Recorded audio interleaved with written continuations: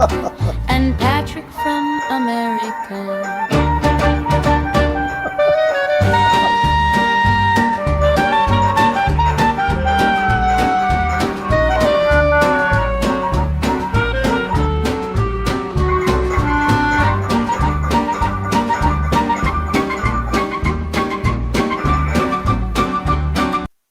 Good evening, and we have an echo. Well, I don't have to introduce my guest now, do I? I'm a lazy little sod.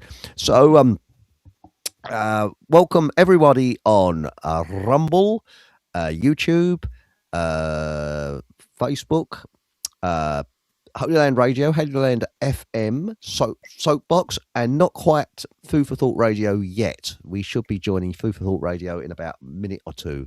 So, and we're hoping we get Helen from Brazil joining us. Hello, are you there, Helen? No, obviously not. So anyway, we can carry on because we've got some exciting things. And we've also got about 9 o'clock coming up. Don't get too excited. The BBC's most embarrassing broadcast from the 1950s. It's a gag about it. So there we are. So, now, let's have a look in live chat. Where are we going now? And, here we are. Now, good evening, mine host. Good evening. Wake up your mind, fill up your day. Oink, oink. Smart little bites that brighten your way. You're listening to Food for Thought Radio. Here at FFTradio.com. Cluck, moo, oink!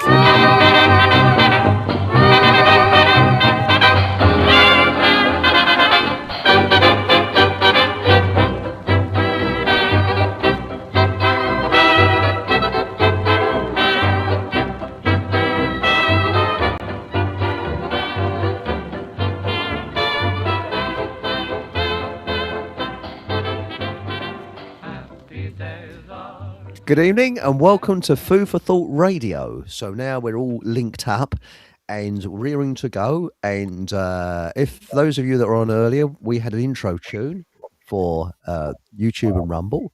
And we've got tonight Nathan Allenby, Survival Steve, and we're hoping to get Helen. Now, Helen, I think you might have a bit of trouble joining us. Hello, we've got another gentleman.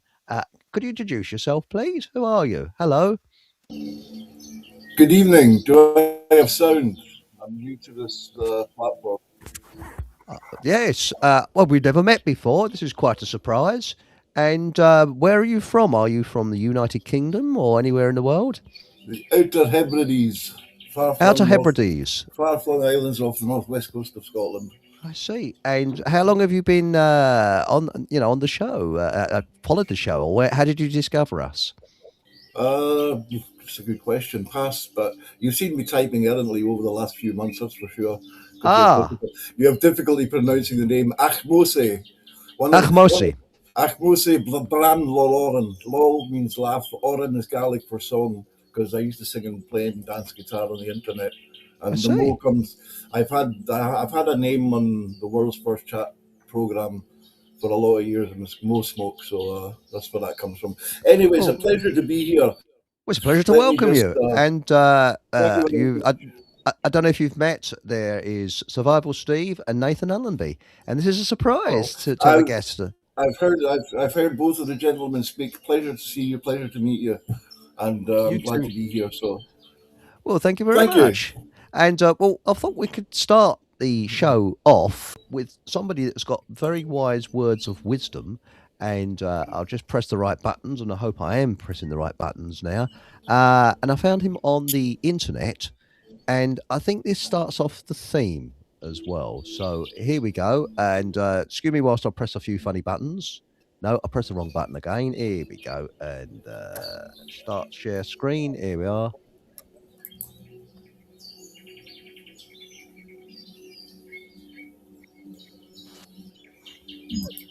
Oh dear, we got an advert coming on. Zero commission and zero. No, I don't particularly want to, do we? Stop overpaying. Transfer your old ISA to No, I don't want to. can start building wealth today. Yes, all right. Yes. Breathe. Oh, no, not another advert.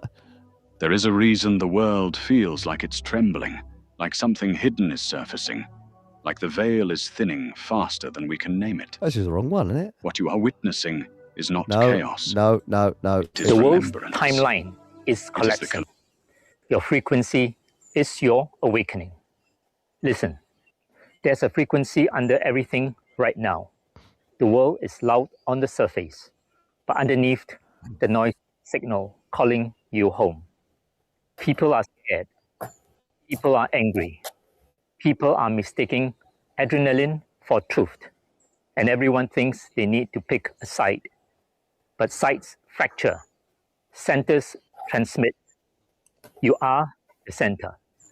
This moment isn't asking you to react, asking you to remember your frequency, to feel without collapsing, to stay awake without letting the chaos hijack your nervous system, to stay human in a world that profits from your reactivity. Because every time you choose emotional intelligence over emotional violence, you shift the field you're broadcasting into. Every time you breathe before you speak, you change the timeline you're feeding. That you don't fix the world. You just have to stop amplifying the frequency that's fracturing it. So today, before you post, before you argue, before you spiral, ask yourself one question. Is this coming from fear or from clarity? Fear loops. Fear recruits. Fear repeats itself through you. Clarity is different. Clarity is a frequency. Clarity recalibrates the room you walk into. Clarity heals because it interrupts the old timeline and opens a new one. And right now, this planet is starving for regulated humans. People who can stay clear in the middle of collapse, who can hold compassion without dissolving, who can witness pain without becoming it. If you're watching this, you're one of them. You're part of the quiet shift, the stabilizers, the frequency holders, the ones who don't scream. They anchor. So stay soft, stay awake, stay human. Your regulated nervous system is a transmission. Your open heart is a tuning fork. Your steady mind is a portal to a better timeline. This is how awakening spreads, not through force, but through frequency. Be the calm timeline, be the clear signal. Others will rise to meet the field you hold. Stay human when the world forgets. The world. Well, that's words of wisdom. I don't know who he is, where he's from, where he's speaking from, but he's a bloody good bloke. I kind of like him. So does anybody know who he is? Because I would assume, assuming he's probably Tibetan, but the background doesn't look like Tibet. I don't know where he is. I assume Europe, because the leaves are off the trees there. So it's obviously, it looks European, the background, but it could be in Tibet. I don't know where he is, but he speaks a lot of words of wisdom. So what's your feelings about that? Anybody, Nathan? And I've got apparently 5 in the studio, so there's somebody else here.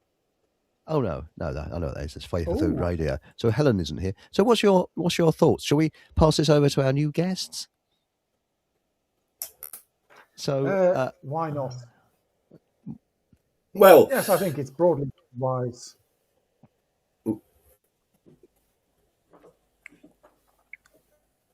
Well, I know we let you think about it, and whilst you're thinking about it, because the first person in chat always gets a choice of who they wish me to stick 2 fingers up at, and Sammy has said to all priests of all sects and religions. That might be a bit controversial, but it's up to your choice. So and there we go. So I do hope that's a good raspberry blow for the sects and things like that. I think he's talking about these sort of secret sects and things like that. And there we go. So I hope I've done that okay. Now, Nathan, what's your? I'll let you think about that, mate. About what's your view, or Steve, because it's right up your alley, isn't it? Those two, what that bloke said. You probably don't want me to start because I must admit I did kind of switch off after he started saying raise your vibrations, because I've got to be honest, there is some logic behind that, but ultimately a lot of people think I'm having a pop here, but a lot of people in New Age and truth movement type communities talk about raising their vibrations.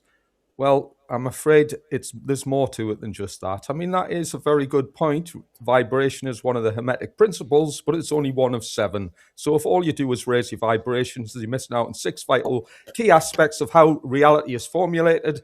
Therefore, you're not going to get the spiritual gold because we're only doing hitting one base out of 7.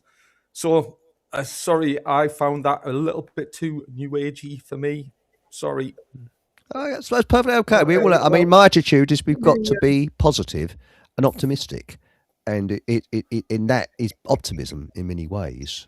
Because if we're all depressed, then we're not going to be able to fight the war. We've got to be positive. I agree with that. I agree with that entirely. But with positivity, remember, positivity is, again, it's just one aspect of many slices of the spiritual pie that we need to be taking a bite out of. I mean, I said on yesterday's show that I am positive, but I don't always come across that way because I'm quite often having a pop at people and offering the police in a fight and all of that kind of stuff and calling them a bunch of tosspots. That to some people, especially with a new age bent, will think, oh, this guy's so negative, he's a proper black pill doomer. No, I'm a spiritual warrior. It's the mindset of positivity doesn't necessarily have to be high vibes and happy clappy bullshit, because I'm not into that kind of stuff. I mean, if other people are brilliant, happy days, but you've got to back that up with the proper spiritual battle, which is actually performing the actions that which will get you the freedom that you want. But Aunt Sally said, Steve is saying what I was already thinking. I keep seeing these types of videos of Oriental guys. I think they're targeted AI. Interesting point. Excellent point. I mean, I get a bit irritated with the spiritual awakening because that was invented by the Secret Services in the 1920s to prevent a revolution in this country. I could go on more about it, but it was so successful. That's how the CIA devised the hippie movement in the 50s and 60s to prevent there being an uprising. Because whilst people are thinking, I beg to cut in here. Okay, Eric, come on, this is what we want. That's okay. Well, by the way, Brian, you can only be seen in our private chat. So if you could either open another window, but mute it, please, because we're going to get an echo, then everybody else can see it. So is that okay? Muted. I've got headphones on. You can't hear me. No. What I mean to say is, when I say muted, if you open another window and say go into YouTube, for example, and put this show on, we're going to get a double sort of, because there's about a 3 or 4 second delay with YouTube. Oh, you didn't say there was a delay. Sorry. Eric, I'm sorry, mate. I didn't mean to be sound rude, because at the moment, I like your comment. Crowley was MI6. That's a bloody good, wasn't it? But sorry, Nathan, you was going to say, mate. I think Crowley is a very good example of somebody who isn't spiritual.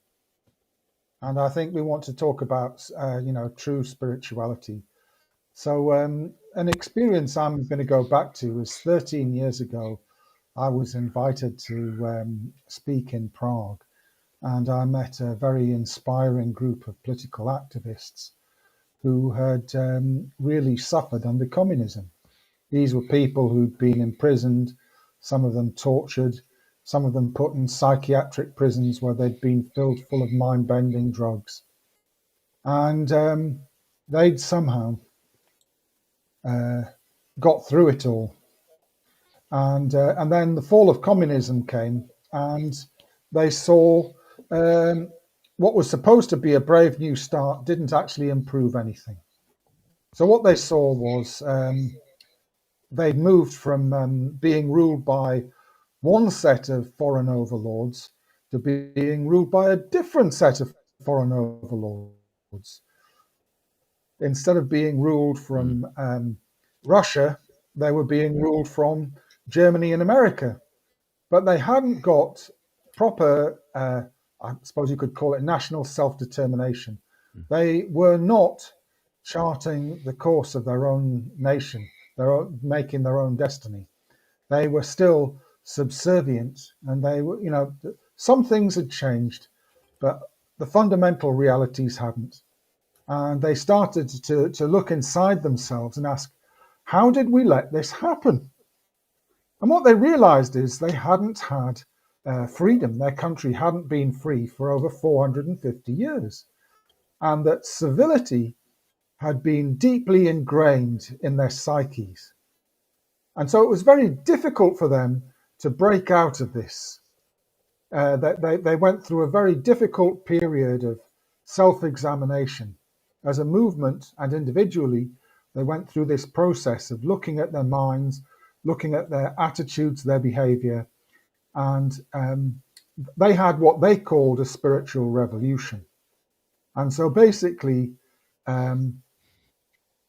they realized that the old forms of politics weren't serving them well. So these are types of politics that are rooted in confrontation, where people are looking for people to criticize, looking for things to blame, but not actually getting anything done. And then this new type of person who'd been through this process had a different psychology. Instead of looking for things to criticize, they were looking for people to work with. They were trying to find objectives. They were trying to find things that they wanted to achieve, things that they could do. Not things that were hypothetical and abstract, but things that were immediate and things that they could do right then with the people and the resources that they had available. So I would try to say that to you also. I mean, I think I've mentioned this before. There's a difference between a movement of ideas and a practical social movement. So a movement of ideas is where you, for example, make really good points, identifying what's wrong with your society, perhaps trying to identify what you should be doing instead. The social movement is where you actually get on and start building that. And you actually do things that are useful in real people's lives. So this is what I would like all of us to try and think about, what we can actually do without permission and without resources from somebody else, what we can do by ourselves, how we Excellent would point. go about cooperation from other people, how we would make this happen. So this is really what it's about, finding alliances, finding resources, but finding practical objectives. So I remember this is about, I would say, 2006. I've been involved in politics for a long time, but for the first time, somebody asked me, I got involved in a conversation with the local council, the local mayor. That must have been fun. Well, it was actually. It was because they had no idea what to do. They had no policies. They got elected and they had no idea what they could do to make any kind of difference. All they would normally do is hand it over to the council officers, and the council officers would do what central government would tell them to do. And so he said, well, have you got any ideas? Can you make any suggestions? And by the way, we've got a budget. You've got to tell us how much each of these proposals is going to cost, where we're going to get the funding from, how we can make it happen. Now, I think this is a useful exercise for a lot of people who think about politics actually to consider. It's all right having good ideas saying they ought to do this, they ought to do that. But what could you actually do? What is attainable? So anyway, I've looked at this subject. I looked at it with fresh eyes, and I realized one of the biggest things that we could do is localism. And there are ways that we could actually retain money in our local economy. Very interesting exercise when you think about it. So I live on Tyneside, and back in the 1970s, when the shipyards started closing, there was a study conducted by one of the local universities about the impact of job losses in the shipyards. Now,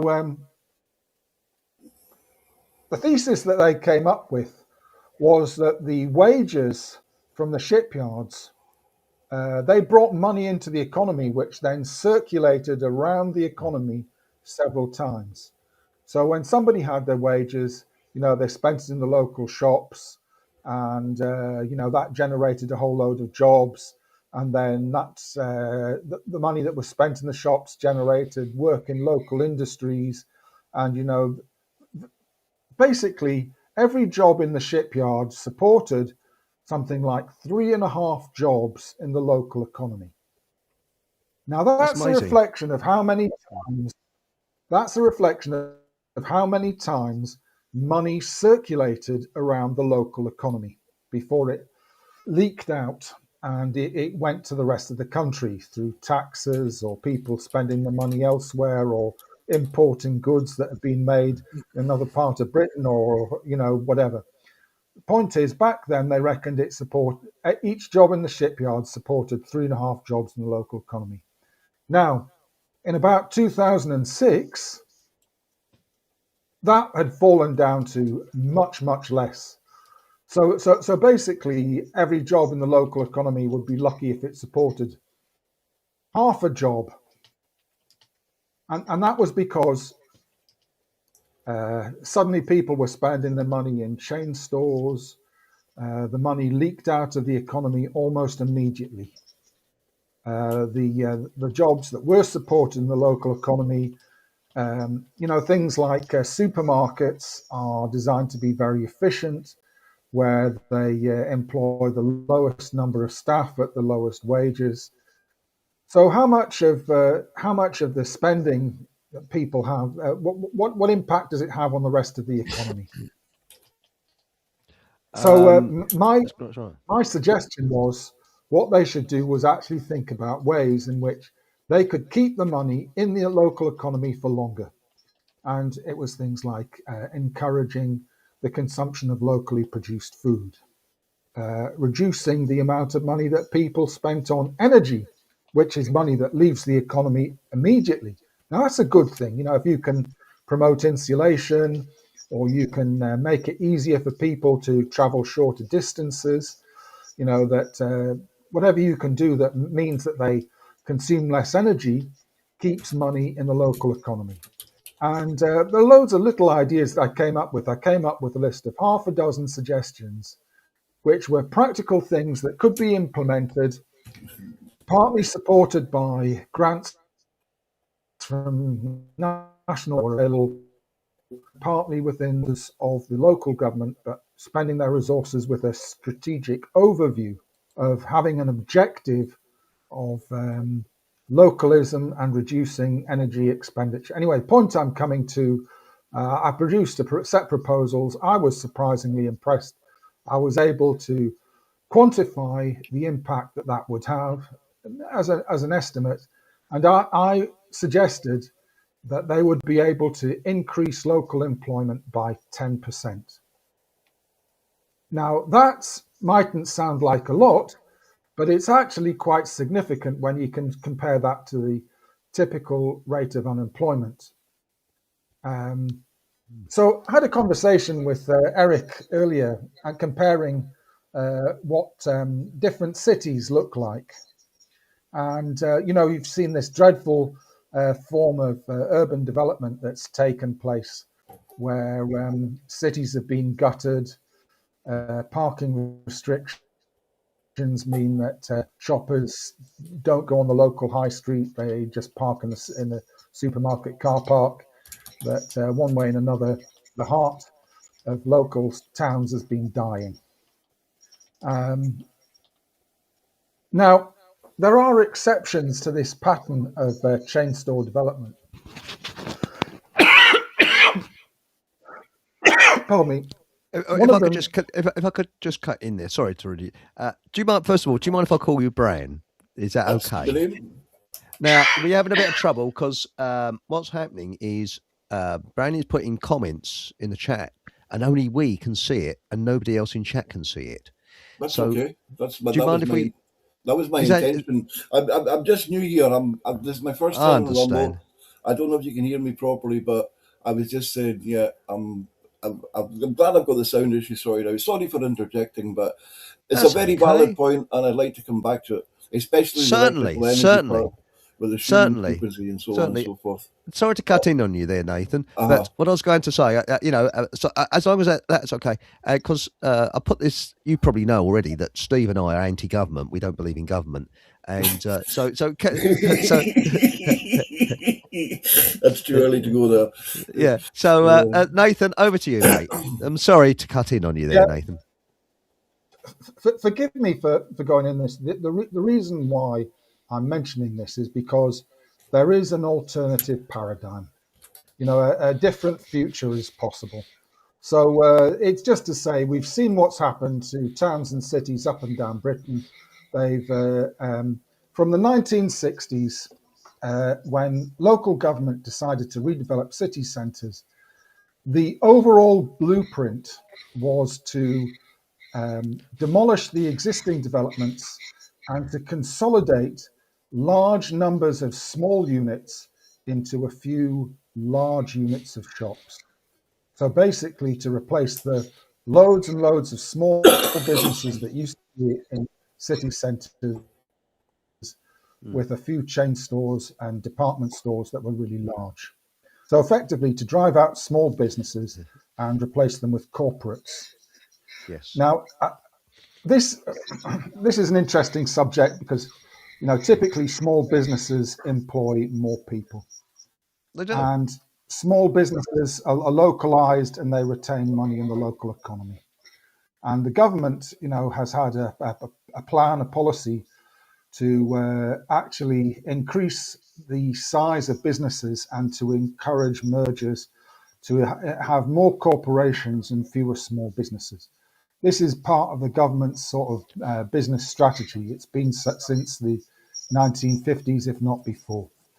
And so this has had a profound impact on society and employment, and it's never been discussed. It's Well- just part of background noise, but it's a huge thing. Anyway, point I'm coming to, one city stands out as maybe an exception to that, and it's Leeds. So, you know, Leeds, typical Victorian city market, you know, the covered market. And it's a very nice covered market too. But in the 1960s, they extended it and they doubled the size. And in the 70s, hey, it had gone so well, they built another extension. And another extension in the 80s, and another in the 90s. And then there's a huge open market that's attached to all of this. So you've got this colossal area in the centre of Leeds that's a set of markets that's full of small local businesses, independent local businesses. And this is promoting localism. It's keeping money in the local economy. That's Look, interesting. I'm only discussing this because this is something that I've never heard discussed in you know, any sort of political discussion I've come across on the internet or on the television or even in the literature that I've come across. And yet it's really quite an important fact. I've only come across maybe about 2 or 3 books that have ever mentioned this in sort of urban development policy. Why am I mentioning this? Because actually I think it's really important to understand our role in preserving local high streets and a different type of business.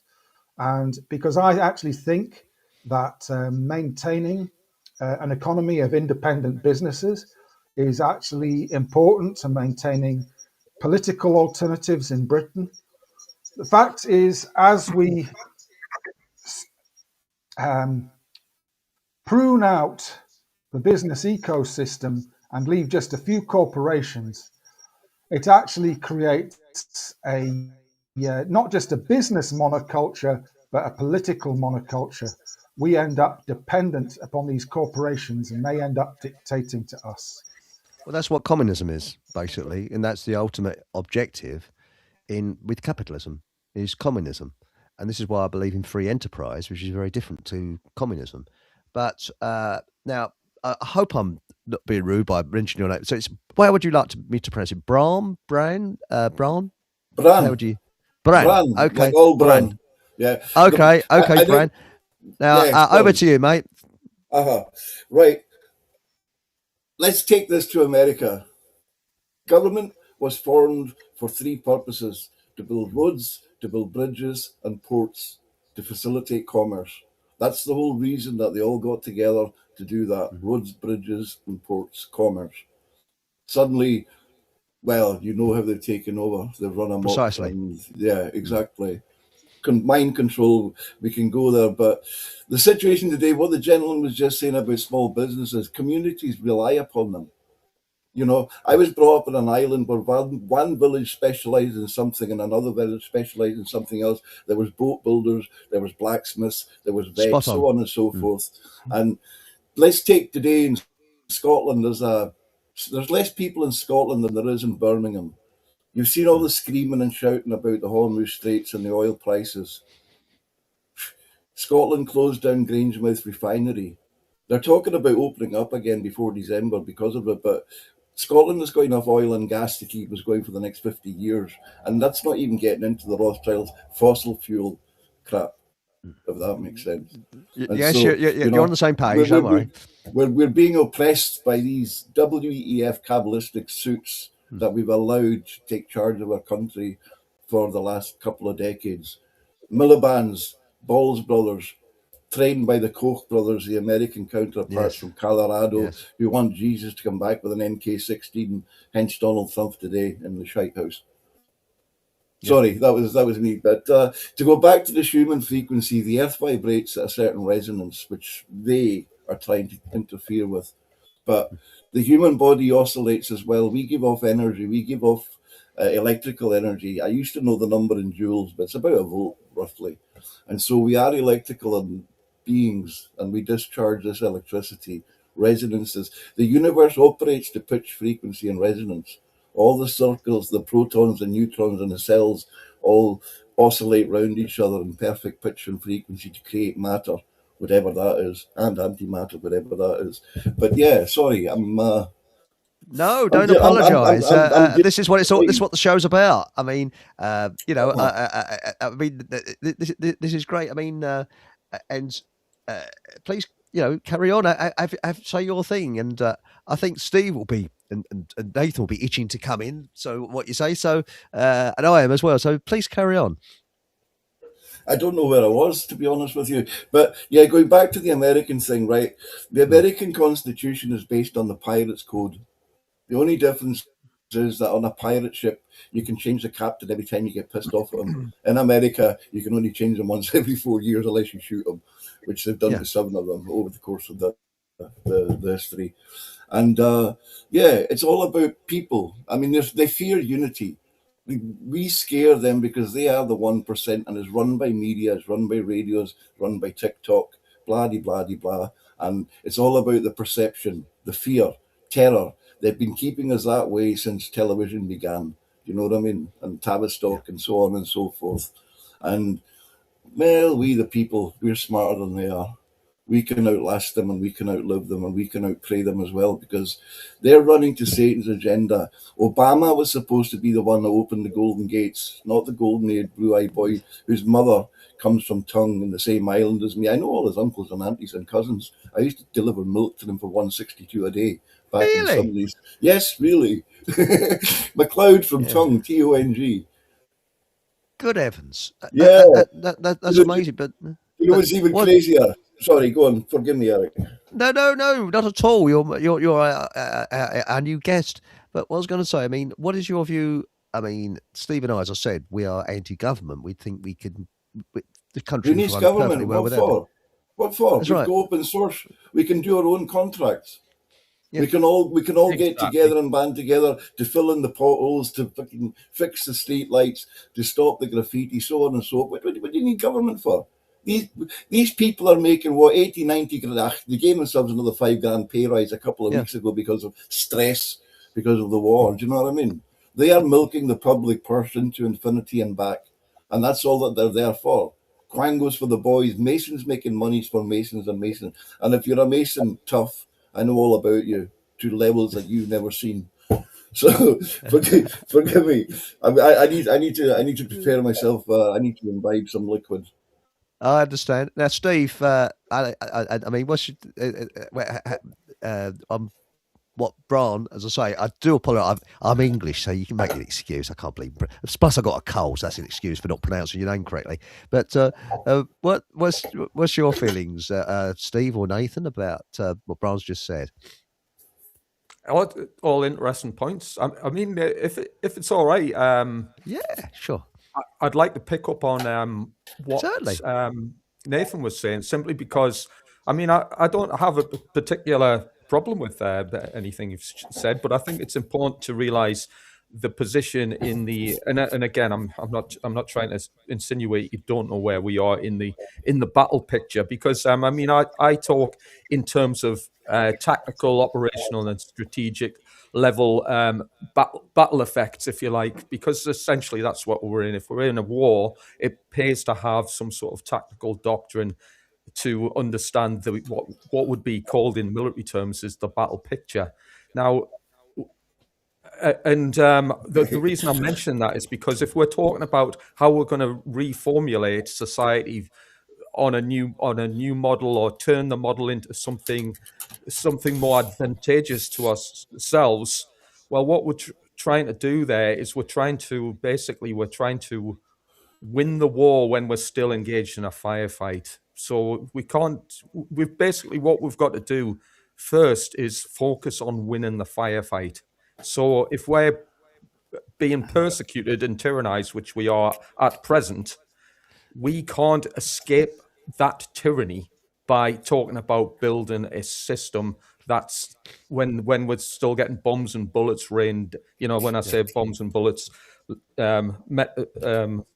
metaphorically, bombs and bullets being rained on our heads. We need to fix the problem first, and that problem.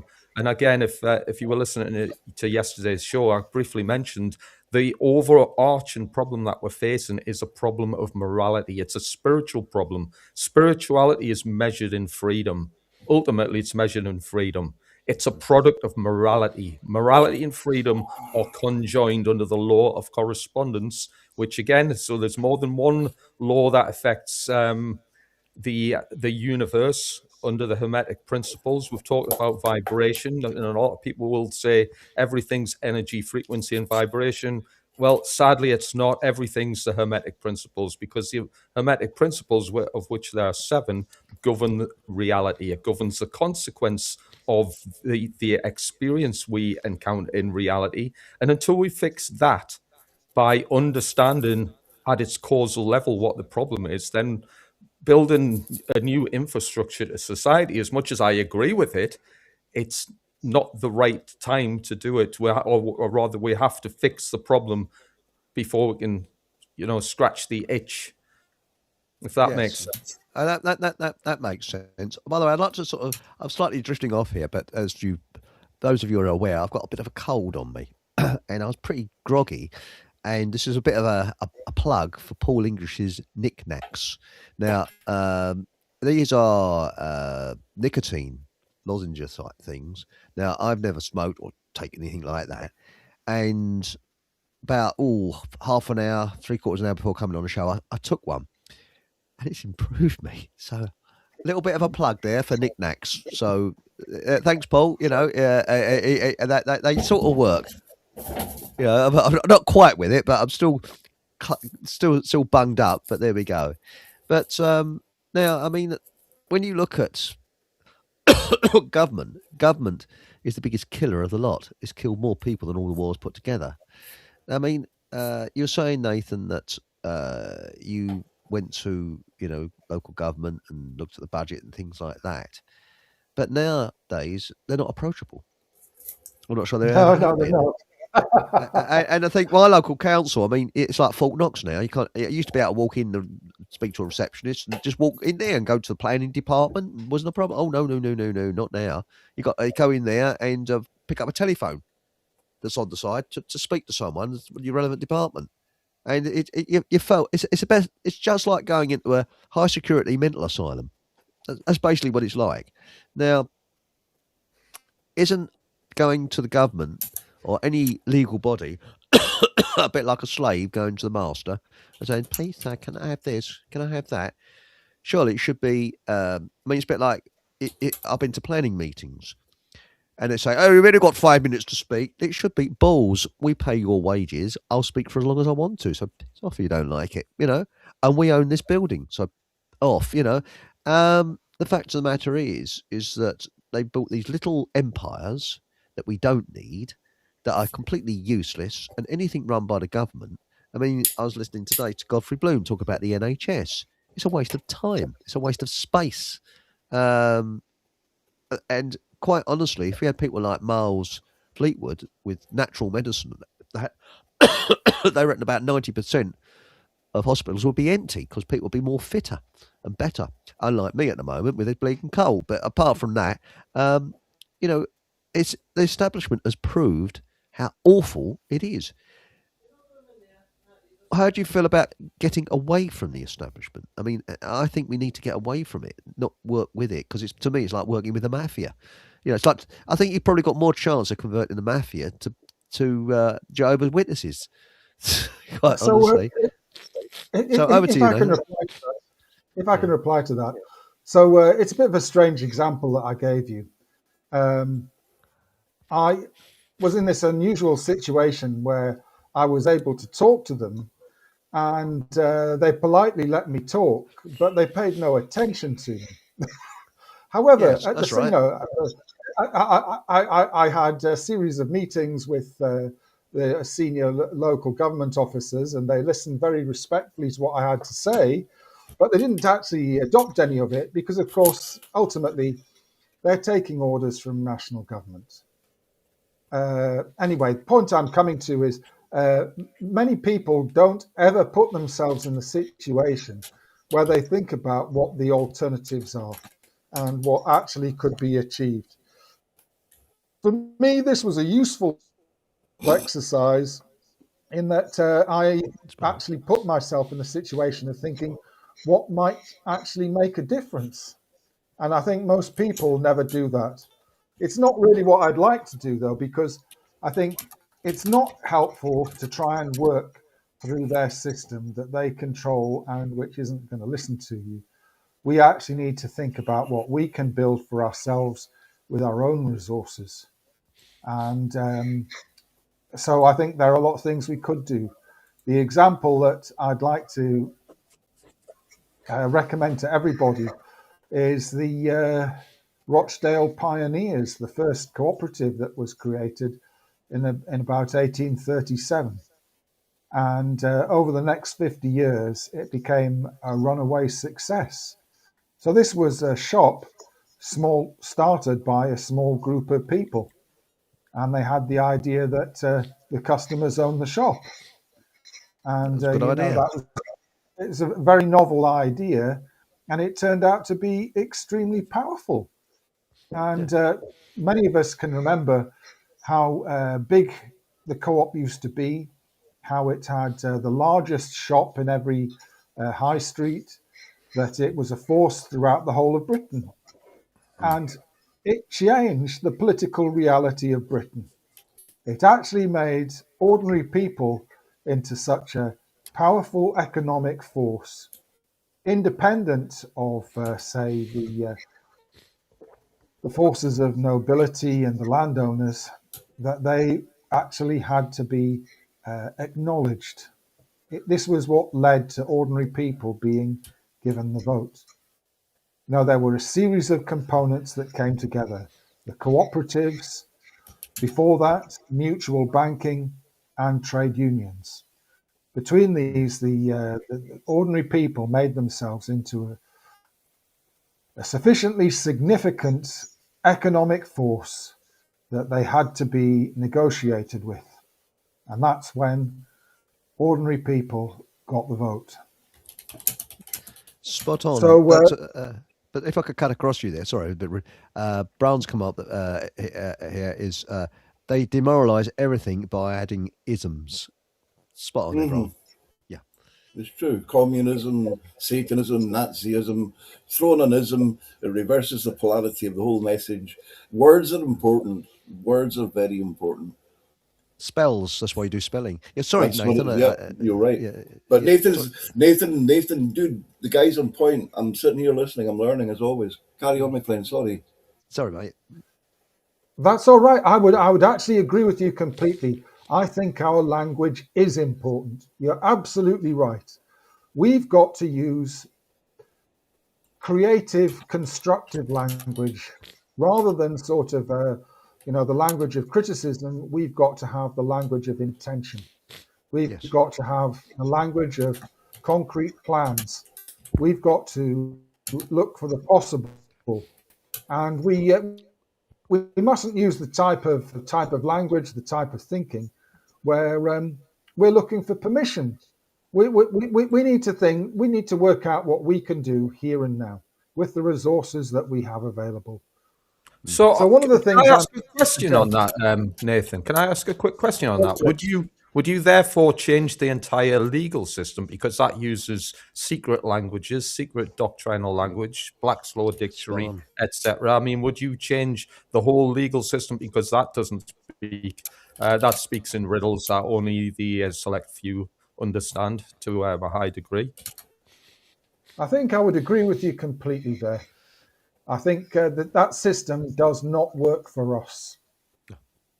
I think one of the things I hate to say this, but we live in a system today where the justice system, the police, don't really work to protect ordinary people. They work to protect the system. No, not at all. Ordinary people. It's all that. And so they're not helpful to us. Spot on there. Spot on. The justice system. Quickly cut in. The reason I mentioned that is because obviously the judicial and legal system is an aspect, a branch of government. Government, of course, again, and I keep stressing this, the word government means mind control. And if the government and branches of government are using mind control and doctrinal language that only a select few understand in order, and it's clearly proven, in order to subjugate the masses from an understanding, i.e. mind control, which again is immoral. So mind control, anybody is immoral. The core aspect or the causal factor of the problems we face is a morality problem. So therefore, government who are acting immoral against the masses, this system cannot operate. So the legal system is only part of why the whole of government needs to be abolished. And to be honest, if we're not talking about abolishing government, we've already failed, because what we're doing is we're trying to be in partnership with a bunch of immoral, evil-minded psychopaths who wish to impose harm upon other people. That's all immoral. It'll never be moral. You can never have a system that does that and claim a moral society. And as I've stated many times, there is a law to freedom. So if we want freedom, we have to understand the law of freedom, which clearly states and is provably demonstrated that freedom and morality are conjoined. That means if we don't have a moral society, we don't have a free society. So it makes sense just for that reason alone to abolish government in order to claim back the freedom that is granted by the laws of nature. That's right. So G. Edward Griffin says similar, doesn't he? If I could just make a point, and I'd like to agree with you here. I am not talking about working within their system. I am really talking about creating an alternative system to bypass their system. And ultimately, the way that we defeat their system is we transfer our business from their system to something else. Right. But that's a brilliant point. Can I have just mentioned that? I mean, come on, mate. Yeah. I stoking up the presume fire now. you're saying create a system. I mean, you are aware that there is a system that's already created. It was created by nature. It was created by the creator of the universe. And if people are comfortable with the word God, we'll call it God. So God has created a system. It's called natural law, which doesn't need anything other than our participation and understanding. We don't have to then do anything. All we have to do is understand it and harmonize to it by absorbing the information, the understanding that it comes with, and then aligning our thoughts, emotions, and behaviors to it. There's no system to create. I mean, if anyone wants to create a system, all you're going to do is create the same thing, which is ultimately power creates tyranny. Yes, and I mean, I think I don't know if anybody's seen G. Edward Griffin. You know, G. Edward Griffin. He's still alive. yes. Actually, he must be touching on 100 by now, and I'm very envious because John. What's his name? The author John Hamer has had dinner with him. Oh, Cheeky cool. soft, yeah. But I mean, how do you feel, Bram? I mean, when you look at what's happening in Scotland, for example, they've now, I think it's air guns, isn't it? You've got to have a license to have a bloody air gun. But if you live a mile over the border, you don't have to have one. A license. They're licensing sure. everything. They're penalising the souls in every way they can because the souls don't realise they're dead. It goes back to what my friend was saying. Genesis, the hand that Charlie put his book upon and the Queen did too, we give you no other laws other than contained in this, and then she promptly broke that 4,000 times within 5 years. But in the book called the Bible, which follows the BAR, the British Accredited Registry, international law, this goes into maritime admiralty law and the whole Hormuz Straits and all of that crap. But Genesis 1:26, we give you the land, everything that creepeth and crawleth, the air, everything that flies in the water, everything that swims and so on. That's the law. That's the law. That's the only law apart from the commandments, which are actually 26 in the Bible if you read it properly.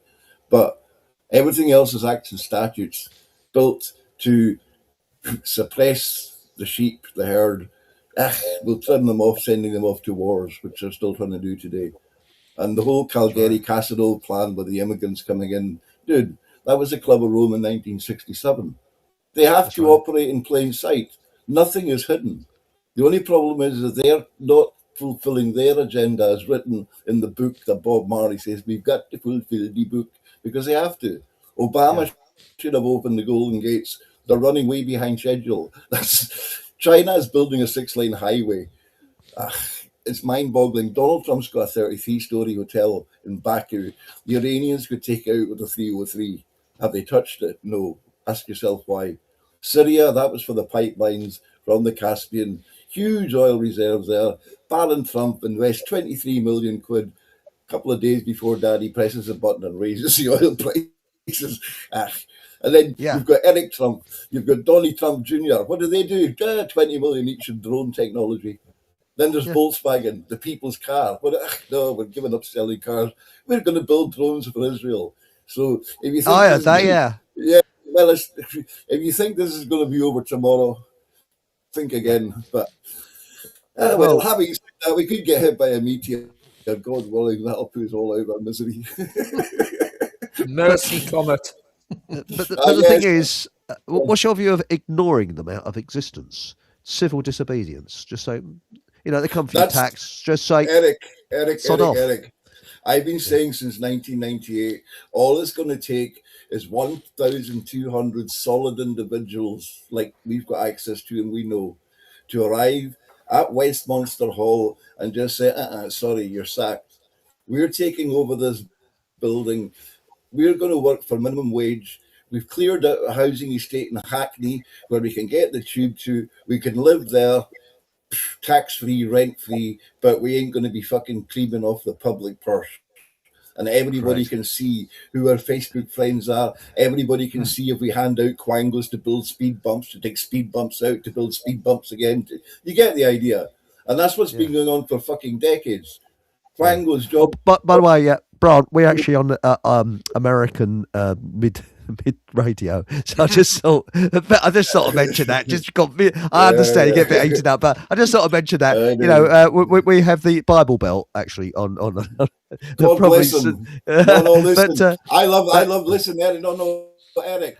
That's how to defeat them, using the Bible. That's their book. That's their code.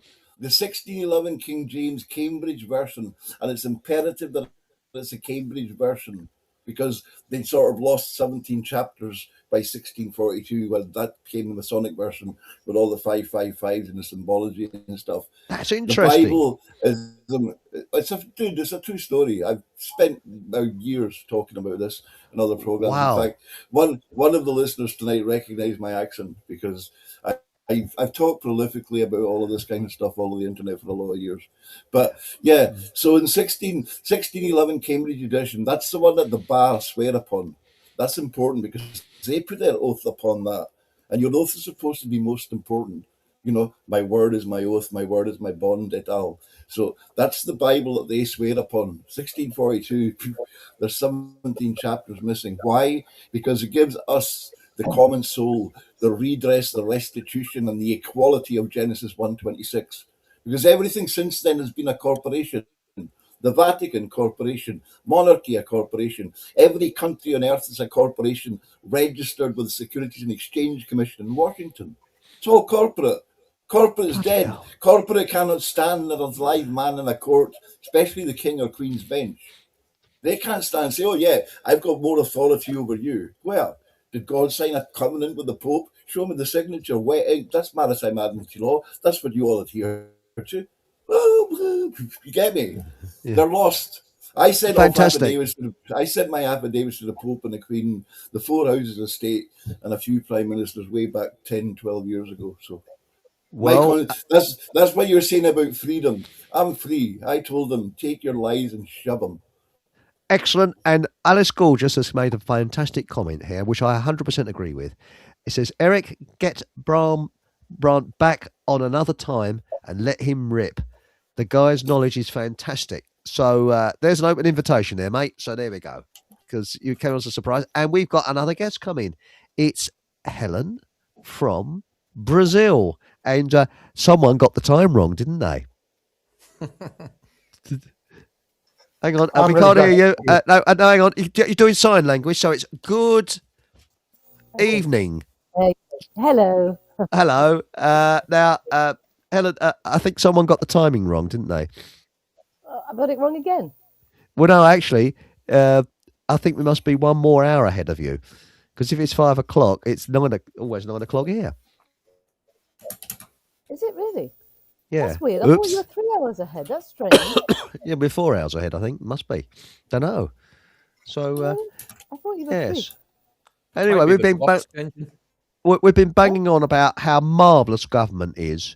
And, my nose has just got a bit longer. And Steve and Bram. By the way, welcome everybody. If you haven't met Helen, Bram, this is Helen in Brazil, and this is Helen. Hello, Helen.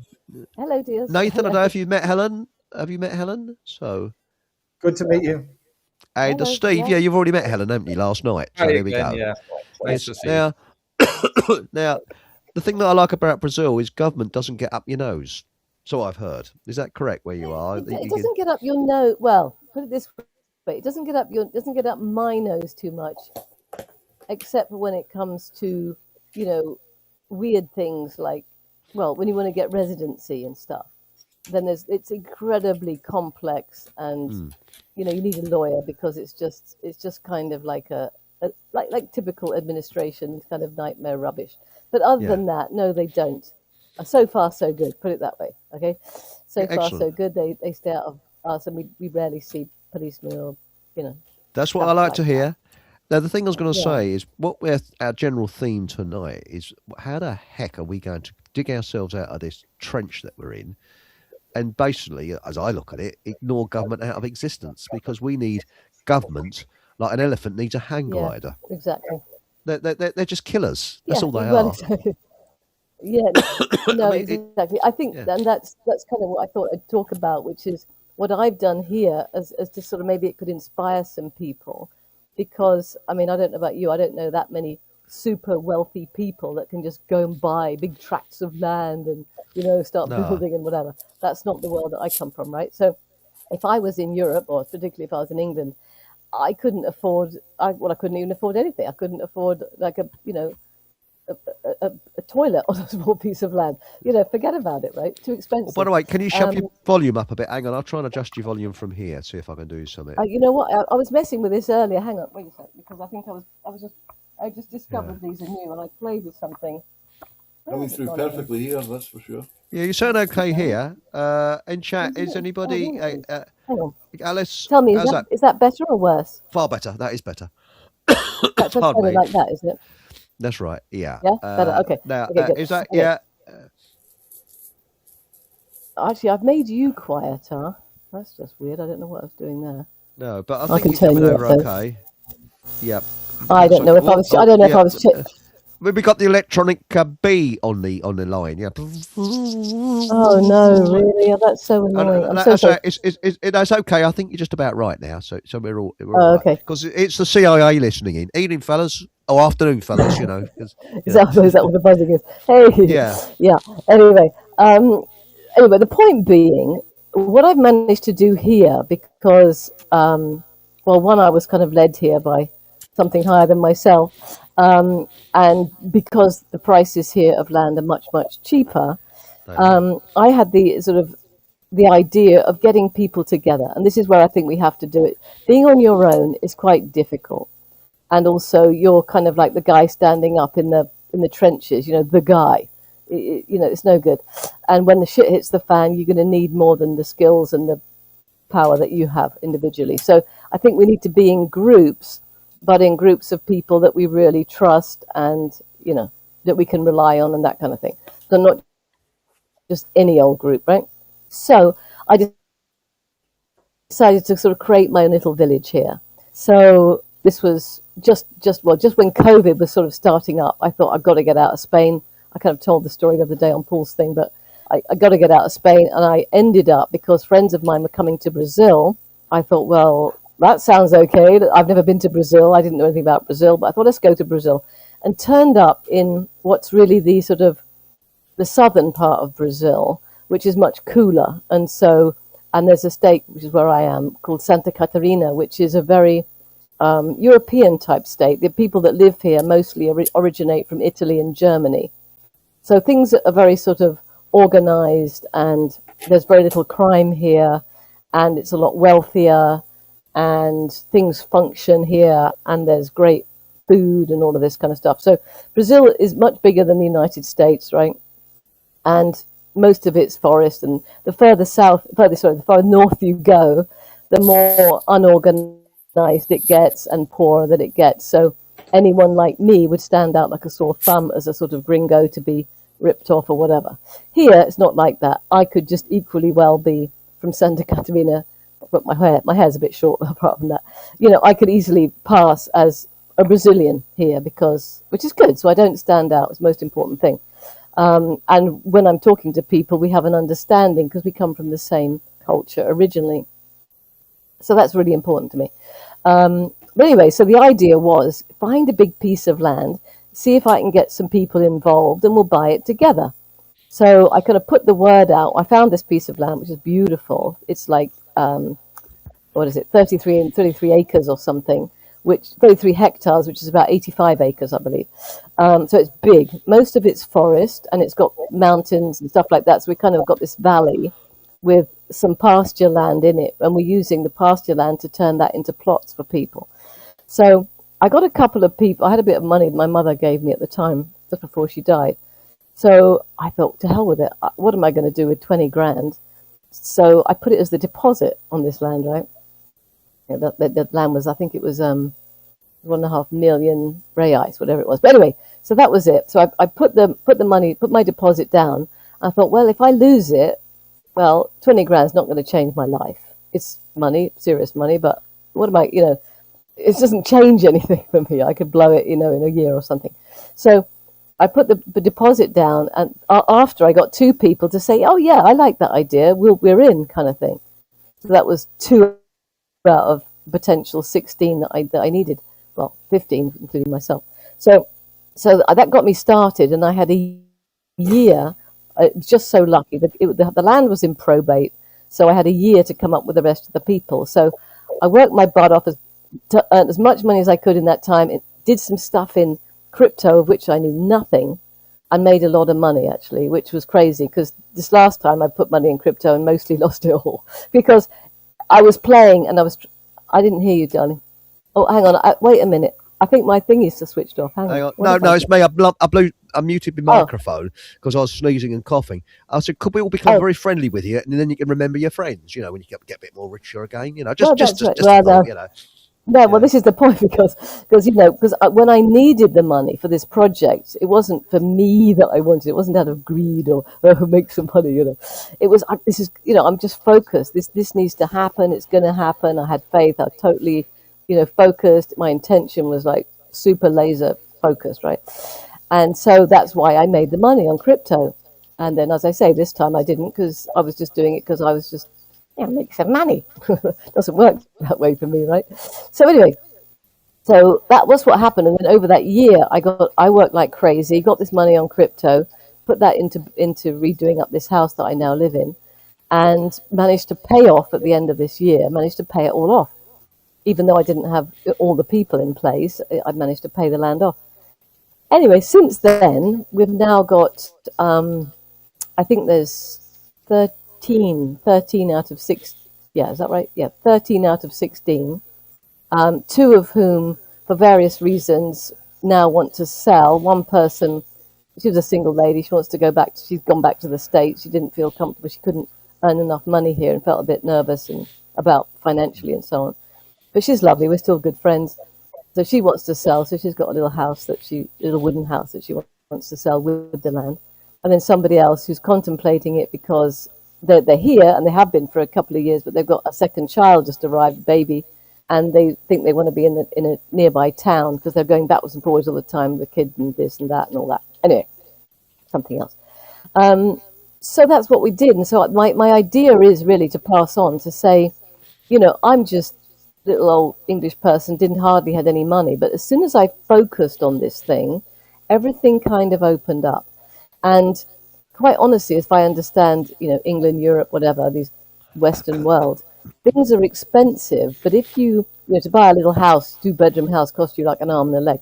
But if you go for a big property, if you go for a really big estate house or castle or something with some land in, wherever, up in the mountains somewhere or whatever, they're really cheap, relatively.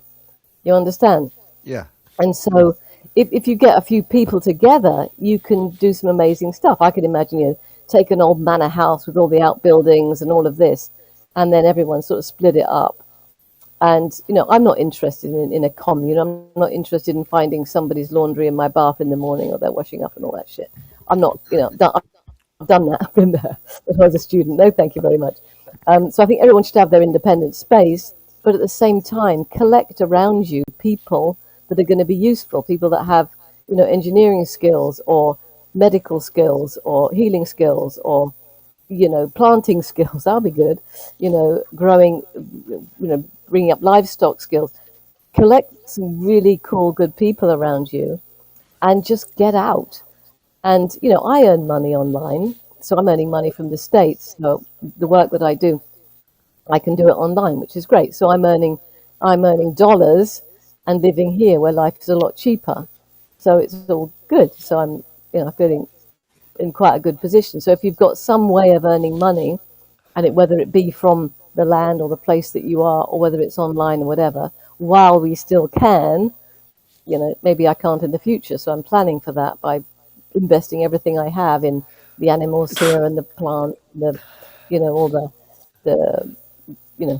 all the infrastructure of being independent with solar and hydroelectric and loads of different things.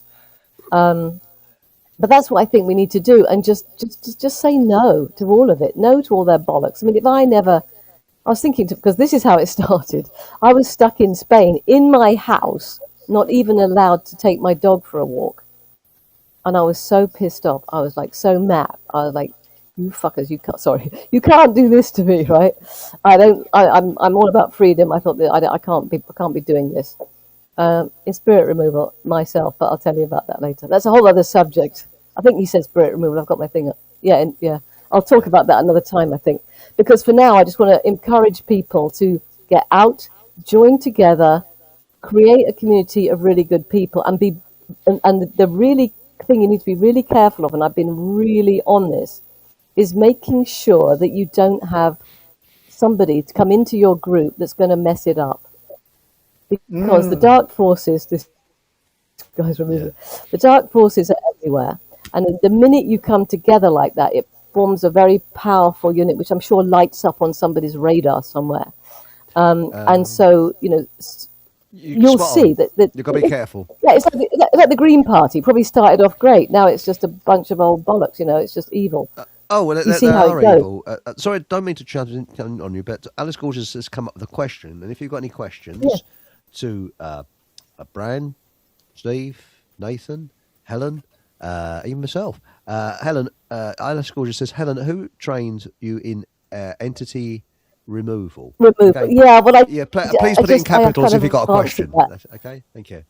I tell you what, I'll come on again and talk all about demons and entities and that kind of thing. We've got that planned, haven't we? Yes. Because, we'll do that. So I'll do that separately. But I can train you if you want me to train you. That's all. Anyway, well, I've got the book coming out. Oh, surely not, which is about demonic possession. So that's right. That hopefully later this year it'll be ready. Available from all rubbish bookshops and have serrated pages, so you can hang it in the smallest room. So there we go. So there we go. We'd be able to do that with the other book I'm writing about, because I'm actually.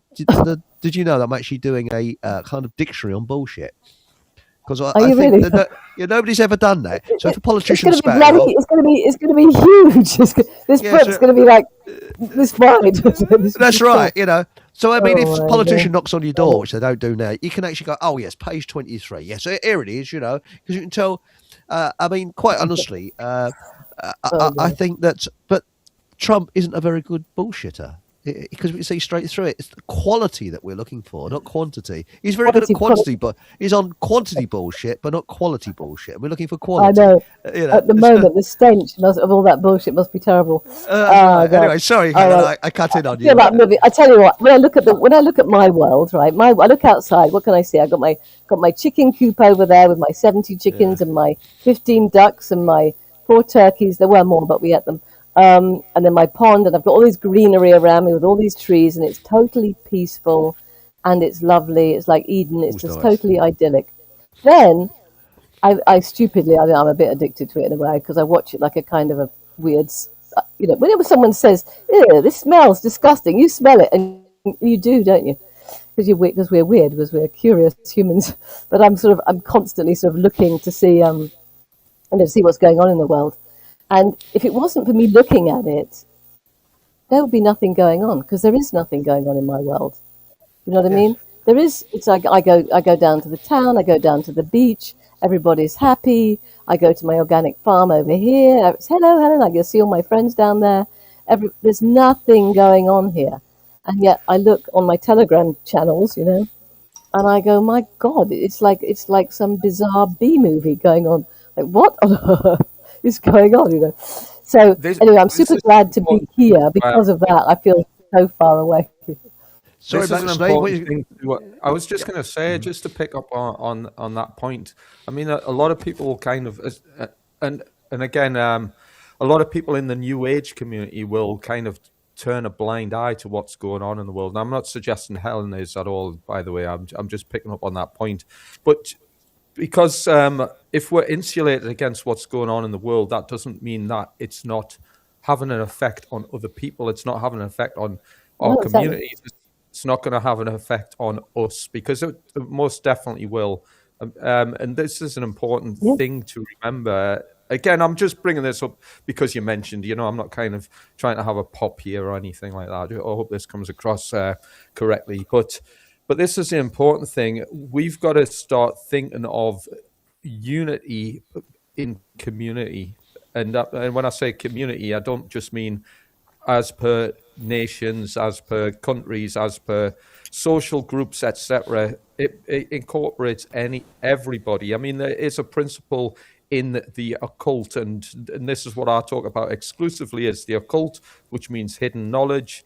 And again, because the world is not quite fully versed on what the occult is, and doesn't understand the principles that it embodies, therefore we find ourselves unarmed against an opponent who are professionals or experts, experienced professionals in the occult.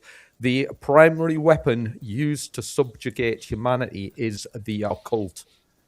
The occult covers, it's an understanding of human consciousness, and it's an understanding of the laws of nature.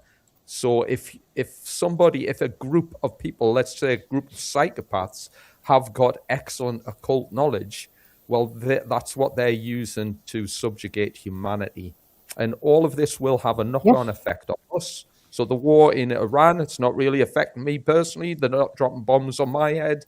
However, it's affecting us because we are a world spirit. We are a community, and it's affecting everybody ultimately.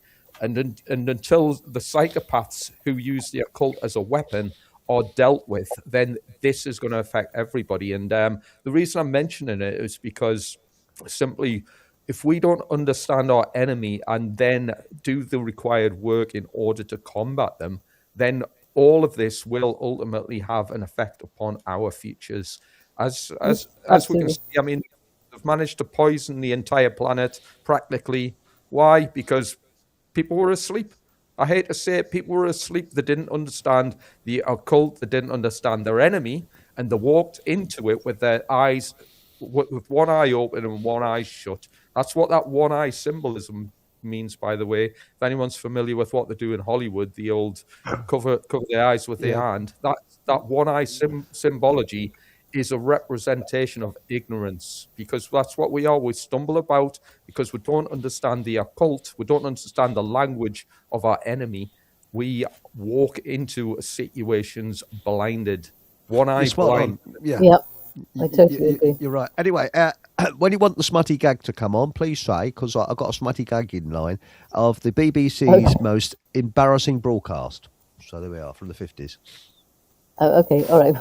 I tell you what, let me. I'll just finish up because I've got to go. No. Please it's carry on. Dark. It's getting dark outside, and my guy's not here, so I can't ask anyone else to pull my chickens in. But I totally agree. Totally agree with you, because I was just having a discussion with somebody today, actually, in Belgium, a German lady that's thinking of coming here, and we're talking about the same thing, and we were saying that if you don't understand really where we are and who we are, and that this is a spiritual war and so on. If you don't understand the occult and you don't understand all this stuff, you cannot understand anything that's going on. Nothing. I mean, it makes no sense. What you just like sort of baffled, and most people just go, "Oh, I don't get it," and they just switch off because it's overwhelming and so on. You have to understand what you talk about, the occult or the spiritual aspect of where we are and what kind of attack we're under. First of all, in order to deal with that aspect of it, which is in the astral realm. And quite frankly, I'm a believer that at the moment that, some good men need to do some bad things right now, because these people, they're demon-possessed people, need to be stopped, because they will not stop. And a psychopath doesn't think like us, of course. Well, you can see that. I know, I've worked with them. Yeah, well, exactly. We've all had a run-in with one. We've either had a relationship with one, or our parents with one, or most of us that are kind of awake know what we're talking about because we've experienced it. And those people don't care. And unfortunately, we've been brought up to believe that everyone is the same, but we're not. We all operate from the heart. They operate from ego, and there is no connection to heart, and therefore there's no connection to anything of a divine nature. And there is no love, compassion, empathy, guilt. There is none at all. It's all about me and the fun of, abusing people or, raping children or whatever shit they do. Reversing logic, I found. It's good is bad and bad is good in their mind. Yeah, exactly. And it's just, I guess that's the definition of evil. But yeah. And so, anyway, so I think, on the one hand, I think we need to understand it and we don't need to shy away from it. and we need to. And I don't know how to kill people or get close to these people, but somebody should. I honestly think that. I think you have to stop them at this point. There's none, or at least put them in jail. But I don't know who would put them in jail, because all the judges and all the, the police are all, on their side. So, something needs to happen. The people need to rise up. Sorry, my dog's barking. So sorry. That's all right. If you can hear it. And so that needs to happen. At the same time, I think energetically we need to separate ourselves, create the world that we want to have. Create the world that we want to have, which is a peaceful world, a loving world, a kind world, knowing that this evil exists and protecting ourselves from it as best we can. Spot on. So that's how I see it. So that's kind of how I operate. Oh, that's brilliant, Helen. And I know that Bran, Nathan, and Steve are chomping at the bit to say. Okay. You've got something to say, mate, Bran, haven't you? And so, who wants to be first to answer Helen? Don't all speak at once. Helen is completely spot on, because you see, this is the thing. There is no left or right. It's good versus evil. It's fucking Satan versus good thing. Yeah, the intention is in the thought, which is jurisprudence to the nth degree. But yeah, going back to what you were saying earlier, it's all about your personal vibration and how you're tuning in. All the frequencies and the waves that we're getting, all the negativity, it's everywhere. You see people walking about with their heads down. When I first came to London, that's where I got the name Gobsmacked, because nobody looked at each other. People were scared to interface. And that was created by Margaret Thatcher, I believe, because she was the one that put us all inside our homes in the first place. But I don't want to go back to delve into politics, because it's all to do with good and evil. And when it comes to that, I would like to talk in a future episode if you've got anything to do with demonology. I had an experience at Boleskine House when I was a druid. So save that for another time. We'll save that for another side. Please do. This is why I'm a God-fearing Scotsman right here and right now. I traversed some bad paths. I bought some stupid books and I read them, and I thought I could practice them. Alistair Crowley. Did you know that Dennis Wheatley was related to Christopher Lee, who was related to the Queen, and so on and so forth? I didn't. Yeah, I know. Yeah, I know. See, when you put all the dots together in the world that we've been shown, it's fascinating. It is, isn't it? It's like the 6 degrees of separation. You know, you go down one path and then all of a sudden, bloody hell, Alistair Crowley was in Tibet, Helena Blavatsky. Oh, where did she come from? Oh, that's David Icke's granny. Well, Barbara Bush, whatever. You get the idea. Everything interlinked one way or another. In our reality, in our matrix, as it were. But we, the individuals, we are the creators. We are the progenitors. We are the ones that make this universe. And as I used to say in every show that I ever finished, if 50.001% of the world prayed for peace tonight, we'd have it tomorrow. Spot on. I think you're right. Divide and conquer comes from. That's where that maxim comes from. It made empires.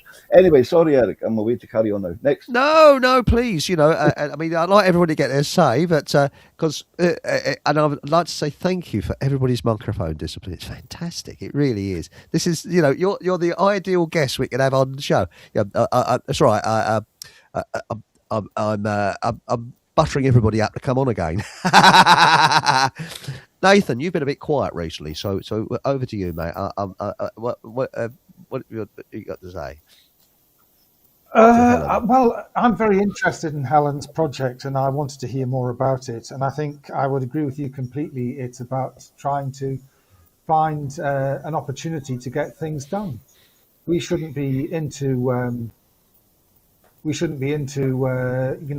just talking about things that we might like to do. We actually need to do something.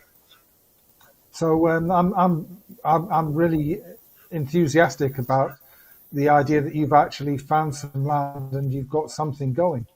Land's in short supply. I know, round where you live, I'm sure it is. Whereas here, it's not. Like I say, Brazil is massive. And inland from here, there's huge amounts of land that are much, much cheaper than here. I mean, I'm just so lucky here. I'm like half an hour, well, not even 25 minutes from the beach. So I'm in the mountains, but yeah, I can be at the beach. I'm an hour from the major airport at Florianopolis, big city, all the, not that I give a shit, but all the sort of city stuff that somebody might want, whatever. But inland from here, there's lots and lots of land. I was offered some land. I haven't got any more money right now, but I was offered a big piece of land the other day, not far from here. And so it's places like this, South America, and there are probably other countries as well, but particularly around here, that I just think it's possible. And just so you understand what I did, because I want to explain this, is that I set up a land holding company. So I don't quite know how that would be in England, but here it's a company with shareholders, and it holds land. So it's not even a not for profit. It's not a limited company. It's a land holding company. Does that exist in England? I haven't the slightest idea. Probably it does, right? So I set up this land holding company which owns the land, and then we have shareholders. Now the advantage of that is it's a private contract, right? And so buying and selling, you don't own it, so that you don't, there's not the issues of, whatever. And I don't know what the issues are, I think, because I don't know much about it. But here, for instance, there's the land tax is extremely low, and in the countryside you don't need planning permission. So again, you don't need to get involved with the bloody government. You can just build whatever you like. Oh, how nice! Heaven. And so we come here. We just go, I'm going to build there, and you just start building it. Right? It's perfect. Oh, that's what I like. Yes, and the amount of tax. Yeah, exactly. And then the tax that we pay together, I think it's something like, I don't know, $100 or something a year shared between all of us. That's it. That's the tax on the land. And anyway, but having a company structure, I think, is interesting. Land or not for profit or whatever, some sort of structure like this to hold the land. And then when you sell, say you want to sell your part to somebody else, like these two people want to at the moment, it's just a transferring of the shareholding. There's no paying of, what do you call it? What do you call that transfer tax when you sell a property in England? Whatever. You know what I mean? You've got to pay capital transfer tax, is it? Some bleeding tax. Something like that, yeah, whatever it is. Inheritance tax. You name the tax, you name it, they got it. I think, and they've even got constipated tax, I think. Well, again, you see, what I'll do in the next few years, I already did to one part of my land. I'll transfer what I've got to I don't have children, so to my nieces, well in advance and so on. And that's it. They're just the shareholders. That's it. They're just a shareholding in a company, and that's it. There's no, right. You own this house, here's your deeds and all this. The deeds stay in the company that we all own together. And so for me, that was a really good solution to setting up this thing, because I didn't want to split up the land, and it's just the easiest way of doing it, and it works great. And it's a private, like I say, it's private contract. Nobody needs to know. It is registered. The company's registered, so somebody could, in theory, look it up. But anyway, it works great, and it can be foreigners. There's no issue with foreigners owning it. The only thing you can't do in this country is to own seafront property as a foreigner. So we're not on the seafront, so no big deal. Yeah, so that's just a way of setting it up, and everybody owns. So how I did it was to say, because we've got this much land, of which this much is able to be built on, so that was all sort of split up, and then we say that everybody gets 2,000 square meters, 4,000 square meters, whatever they have, square meters worth to build on, and then everybody has a share of the rest, and we have some parts set aside for like a space. We haven't finished it yet, but there's a barn which we want to turn into a community space where we can have meals together and, yoga or whatever we want to do, events, whatever. And we have some other green spaces like the village square kind of idea. But other than that, we all share then the rest of the forest, and which is just there as a forest. It's just there. And, how lovely. Protected and so on. There's one thing I must ask you. You see, I don't like snakes. You see, providing a snake goes that way, and I go the opposite way, I don't mind. And where I live in Hertfordshire, it's known for adders. I've seen quite a few around here. And even though if they bite you, it's up easting, but I Yeah. think you've got some pretty evil bastards where you live, don't you? Do you see any nasty Yeah, snakes? we do. I don't see them. I've only seen a couple since I've been here, but you know what? They're more nervous of us generally. You have to really piss one off. There's one here called a jacaraka. Yeah. And the jacaraka is super deadly. If you get bitten by one, you need to go to the clinic like now, like no messing about. Actually, you need to Yeah. drink your own pee apparently because it helps something. Yes. I don't know why, but anyway, whatever.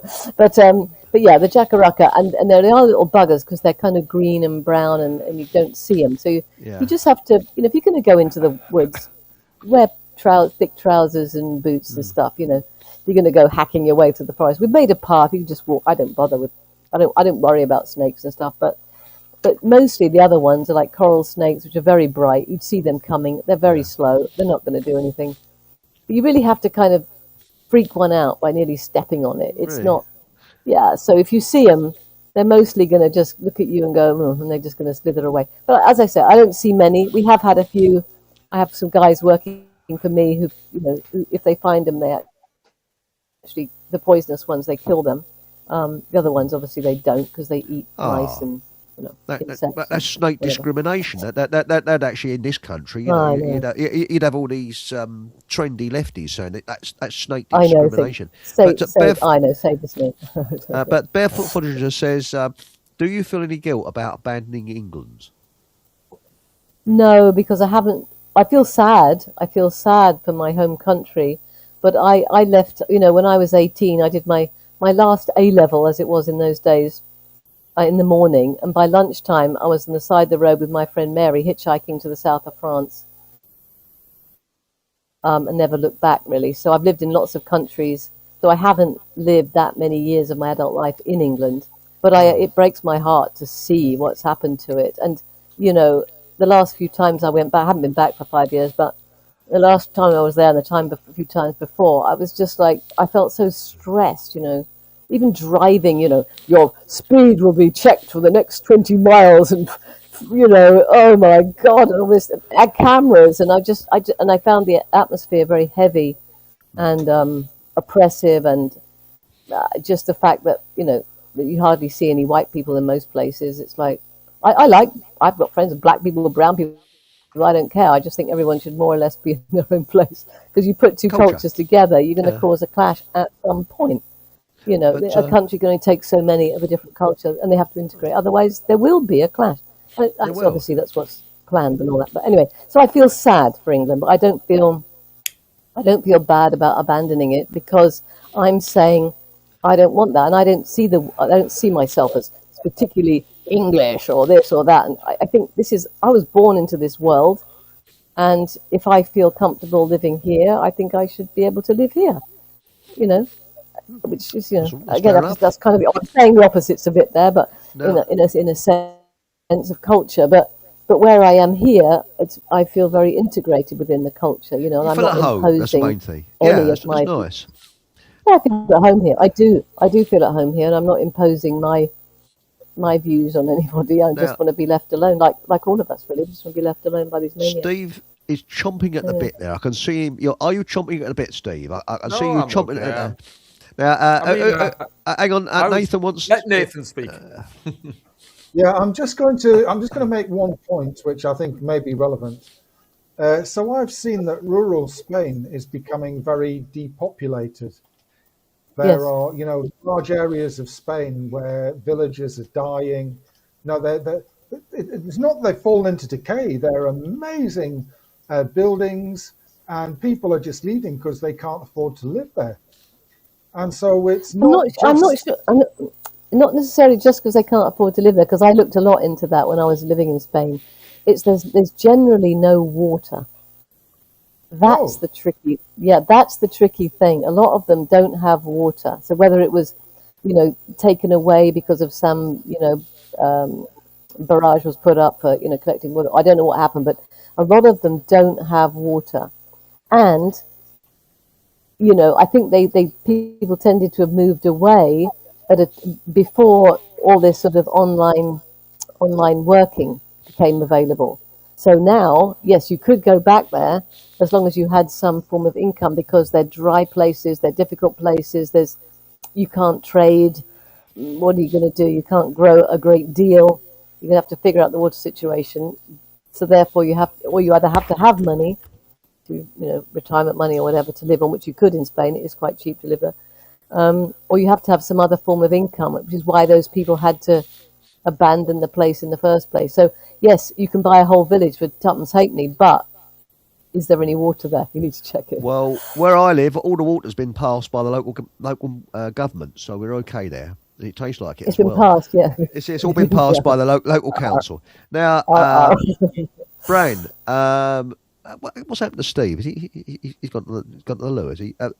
Take your microphone off if you've gone to the loo. Sorry, anyway. Now, Brain, you was going to say, now we've got one more question from Barefoot Forager. We've got Brain wants to come in. What do you want to do, Brain? Do you want to come in next, or should we have Barefoot Forager? She's asked a question.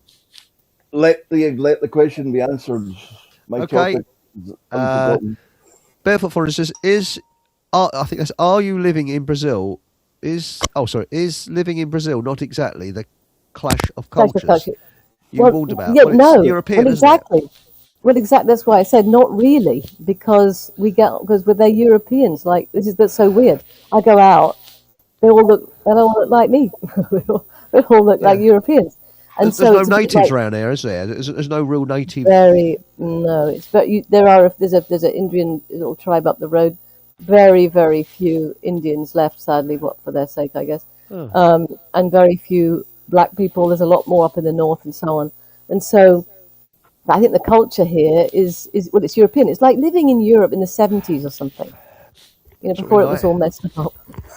Something like that. So, yeah. And in any case, if I did live in somewhere else, if I was living in, say, Thailand or whatever, I wouldn't be imposing my views. I would be trying to integrate within them. I'd wear their clothes and eat their food, and I wouldn't be expecting them.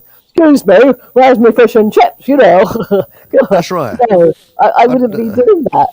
So I would just blend in with wherever I was, and so. Yeah. Well, if I went people do that's fine. If I went to China, I'd have Rover and chips, a Rover burger. What's a Rover burger? No, Fido, a doggy and chips, or at least everybody gets a leg, I am joking. Last time I had a dog joke, people took it seriously. Seriously. Yeah, because I said, remember the old Chinese proverb, a dog is not just for Christmas. With care, you can have some left over for sandwiches in the new year. And I actually lost members from that. One got really irate. I've had a dog for 70 years. How dare you say that? No, dear, it's a joke. I wouldn't eat a doggy. No. People are so weird. But now we've still got the smutty gag. But now, Brain or Steve, who wants to come in, or anybody? Come on, Brain. You haven't said much, so I think it's your turn, mate. So, what would you like to address? First of all, everybody, thank you. Enjoyable. I would like to address, Eric, the reason why I first hated government. You've all got this thing with Rupert Logan on about halal and, stunning and shit like that, yeah? I grew up in the Outer Hebrides. We had 250 sheep. My mother and father wove Harris tweeds. I filled the bobbins of pittance by the time I was age 5 before I went to school. And then all of a sudden... I skipped ahead a bit. What we used to do was we used to slaughter the sheep. We'd grab them, tie them up by their back legs, cut their throats, run around with buckets trying to catch the blood to make black puddings. And then in 1972, this EEC rule came in that had to say, your sheep's worth 10 quid. You need to drive it 40 miles to the nearest abattoir and pay 15 quid to get it killed. That's what happened in 1970s way up in the Outer Hebrides. They started charging you 15 quid a head to kill something that you were supposed to be able to kill yourself. Oh no! And that's when I thought, government, yeah, seriously, it's again, all of the taxes, all of you've seen the Highland clearances where they kicked everybody out to go and make Canada and so on and so forth. The Cheviot, the Stag, and the Black Oil. That's a very, very famous play. They got the sheep. They cleaned out the villages, they put in the sheep, they put in the stags for their hunting parties up to Kinloch, leaving the royalty, blah, de blah, de blah, de blah. And then oil. Do you know that in 1972, when they first discovered oil in the North Sea, they changed the English border 25 miles north so that England could claim a quarter of the bloody reserves that was out in the North Sea? That's a true story, 1972. That's And incredible. And when you say the English, though, it is the aristocracy sorry. of the Well, English, yeah. because we what- were slaves under the Normans. When I say Absolute English, slaves. forgive me. I Anglo-Saxon. understand. I understand It's a- because we're the same tribe. But this is the thing: yeah. the bloody Normans. I mean, we had a Norman. We still got a Norman king. The last real king of England, when I'm not really into royalty, was Harold. Harold, and he's buried about 5 miles down the road from me in Waltham Abbey. So there I we go. know well. I've driven past it and saluted it on many an occasion. Yes. But yeah, I mean, the thing is, right, history is a complete reversal. Imagine that it was the English that sailed up Europe and went as far as St. Petersburg and taught the Vikings how to build ships. Yeah. Yeah. There's graffiti in Istanbul from the Vikings in the 8th century that they don't talk about because they used to drag their boats from river to river down the Danube, blah, blah, blah, blah, and so on and forth. History is not what it seems, but long story short, to get back to the present topic, yeah, they changed the border, they took all the money. Scotland has got less of a population than Birmingham. Scotland produces 200% of its electricity through the current amount of windmills. But no, they're going to stick up another 10,000. What are they going to do? They're going to use them to power data centers, which heat the urban environment by 16 degrees. Never mind the EMF caused by the windmills in the first place. That's a whole different category of science, which I am familiar with. I was driving down the M6 last century in one of them was Bleak. I can't remember the place, but I should. The M6. That'd be No, yeah, but it was way Bleak. way up. Yeah, Bleak. It wasn't. Oh man, come on, help me out here. It was way up in the top of the hills. The M6. Now that's the one that goes from London to Bristol, isn't it? No, the M6 goes from London up to here. Oh, it's M4, isn't it? M4, sorry.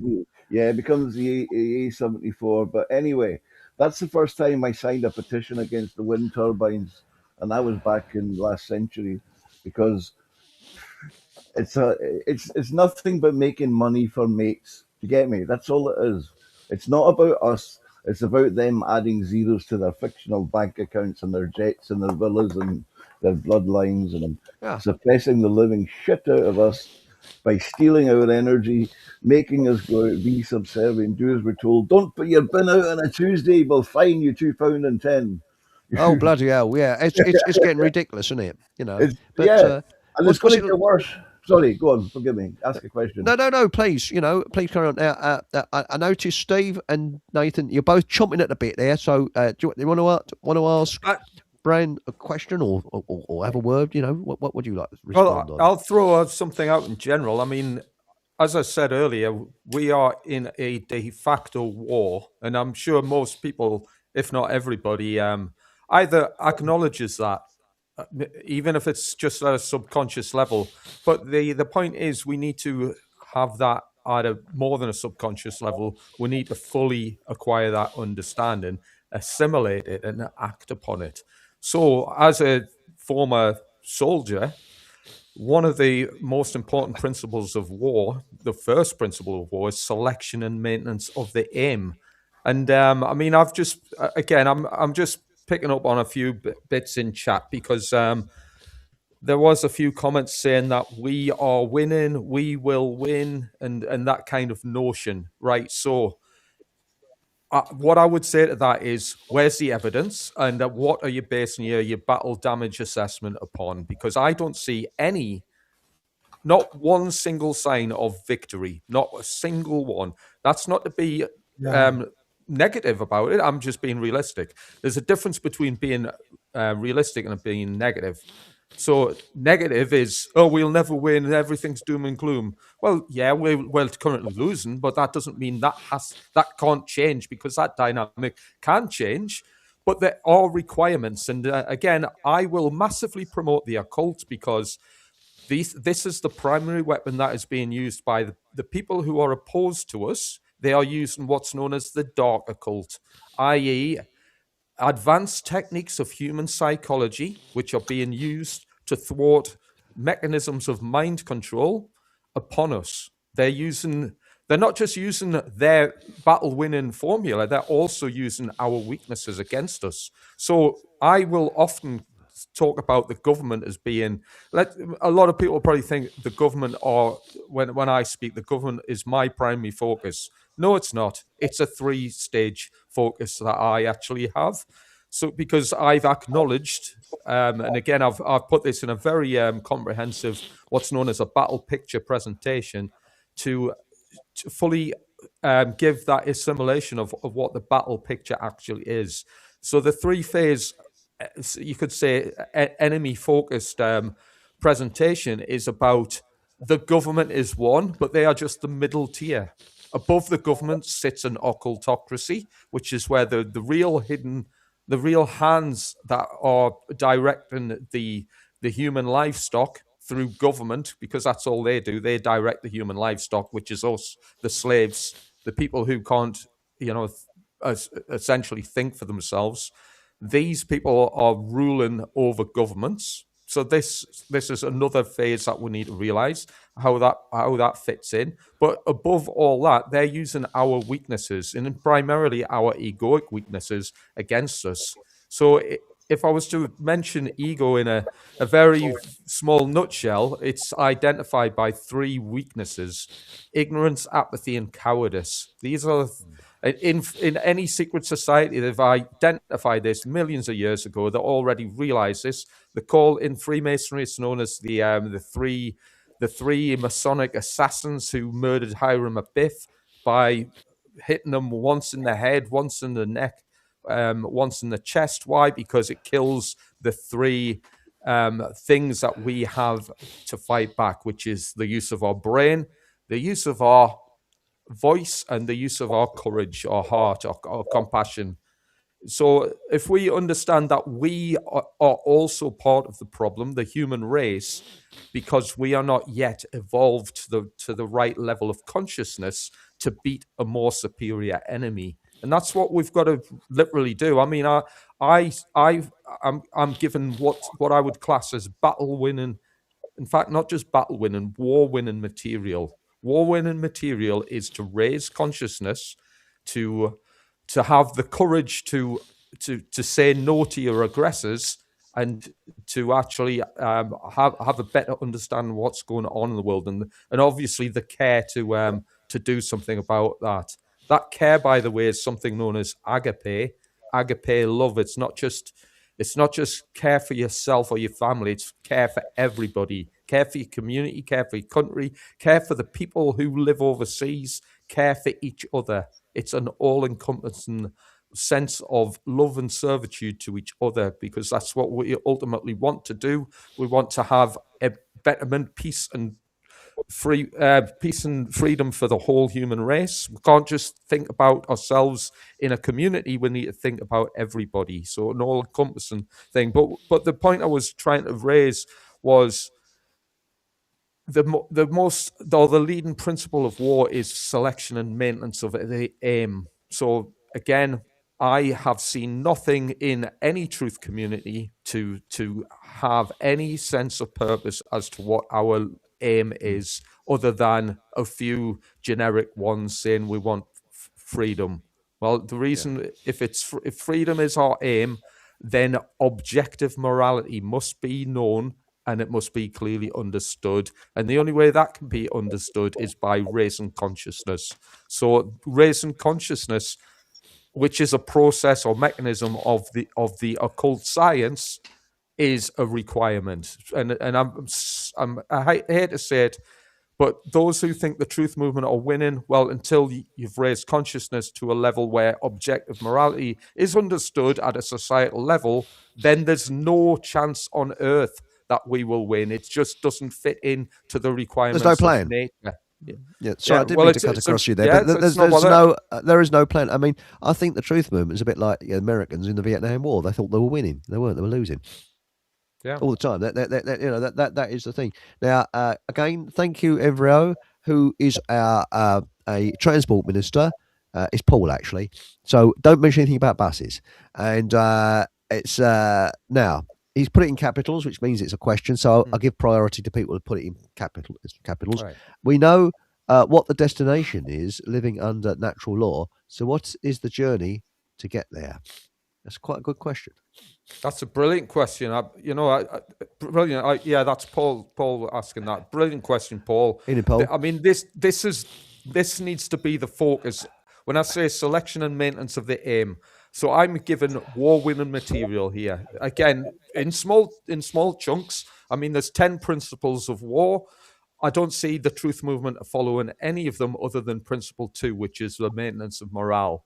The Truth Movement are very good at that. That's not a sly dig, by the way, but they're very good at that. There's, that going to festivals and, going to things like sound baths and meditation and stuff. This is all great stuff. It's all good spiritual maintenance of morale stuff. But without an aim, we lack focus. So that aim needs to be focused upon natural law. Why? Because natural law is the governing dynamics of how reality is formulated. The people who we are combating against, our enemy, so to speak, are experts in the occult. They understand it and they use it to their advantage.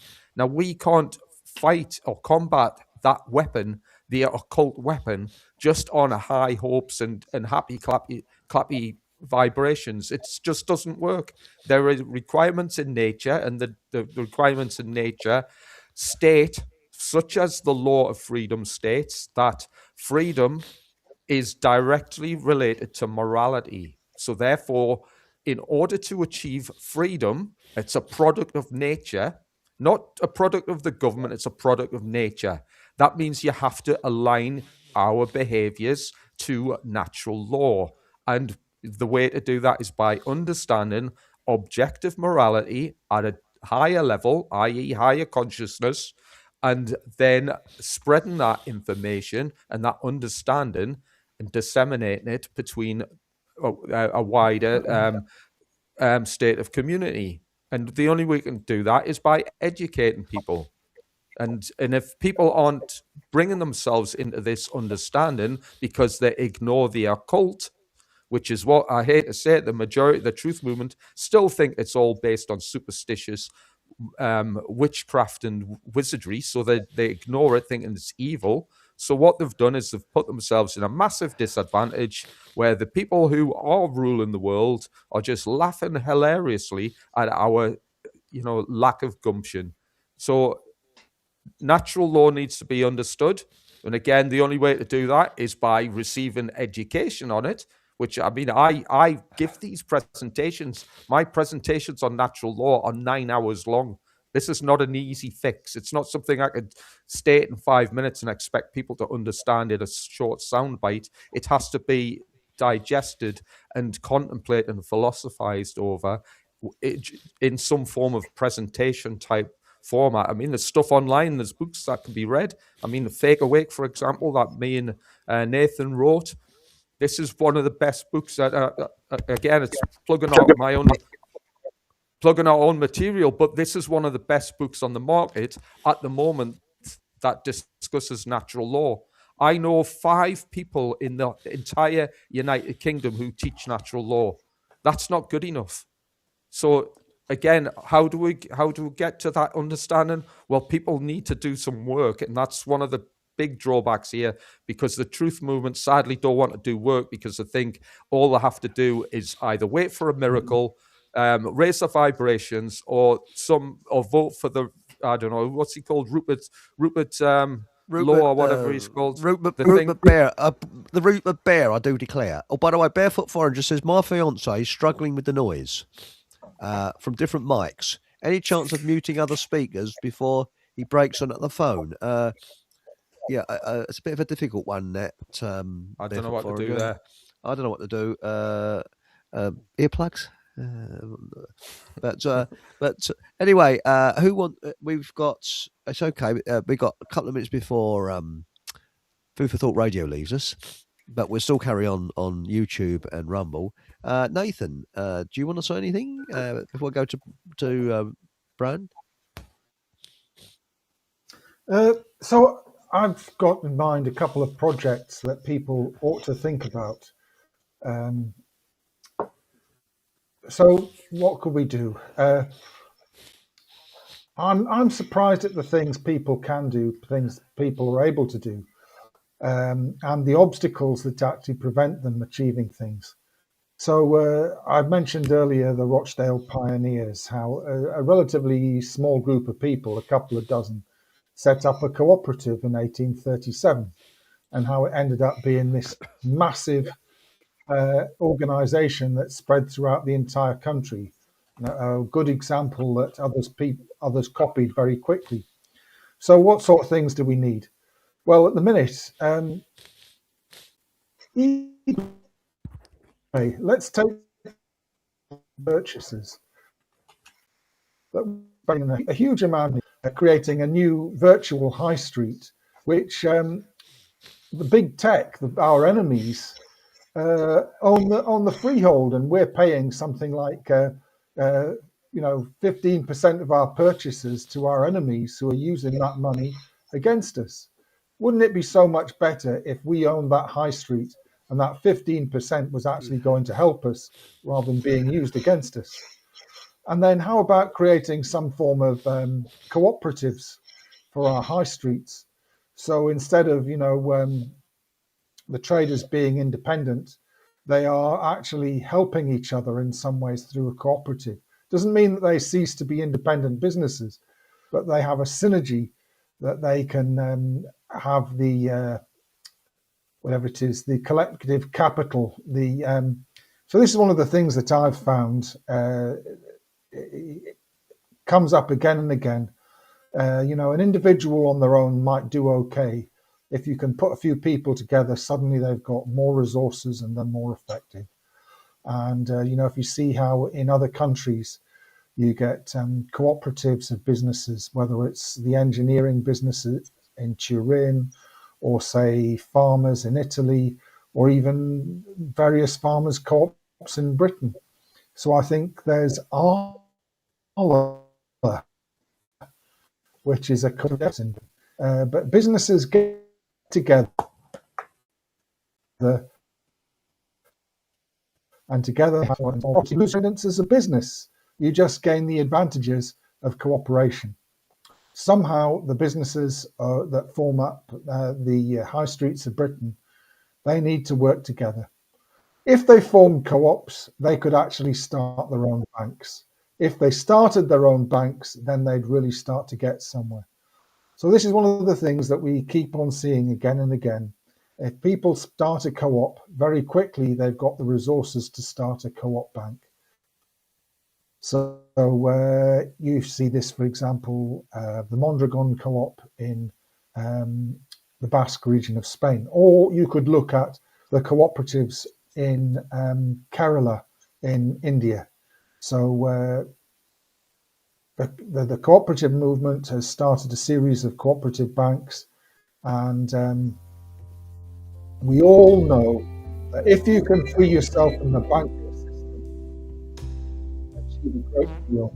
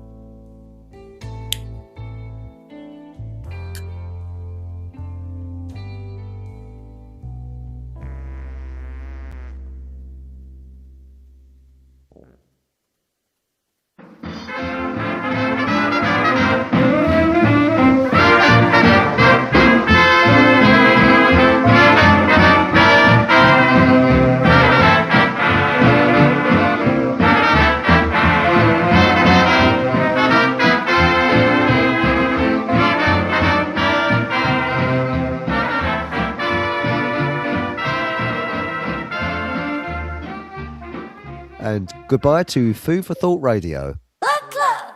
Wake up your mind. Move. Fill up your day. Oink, oink. Smart little bites that brighten your way.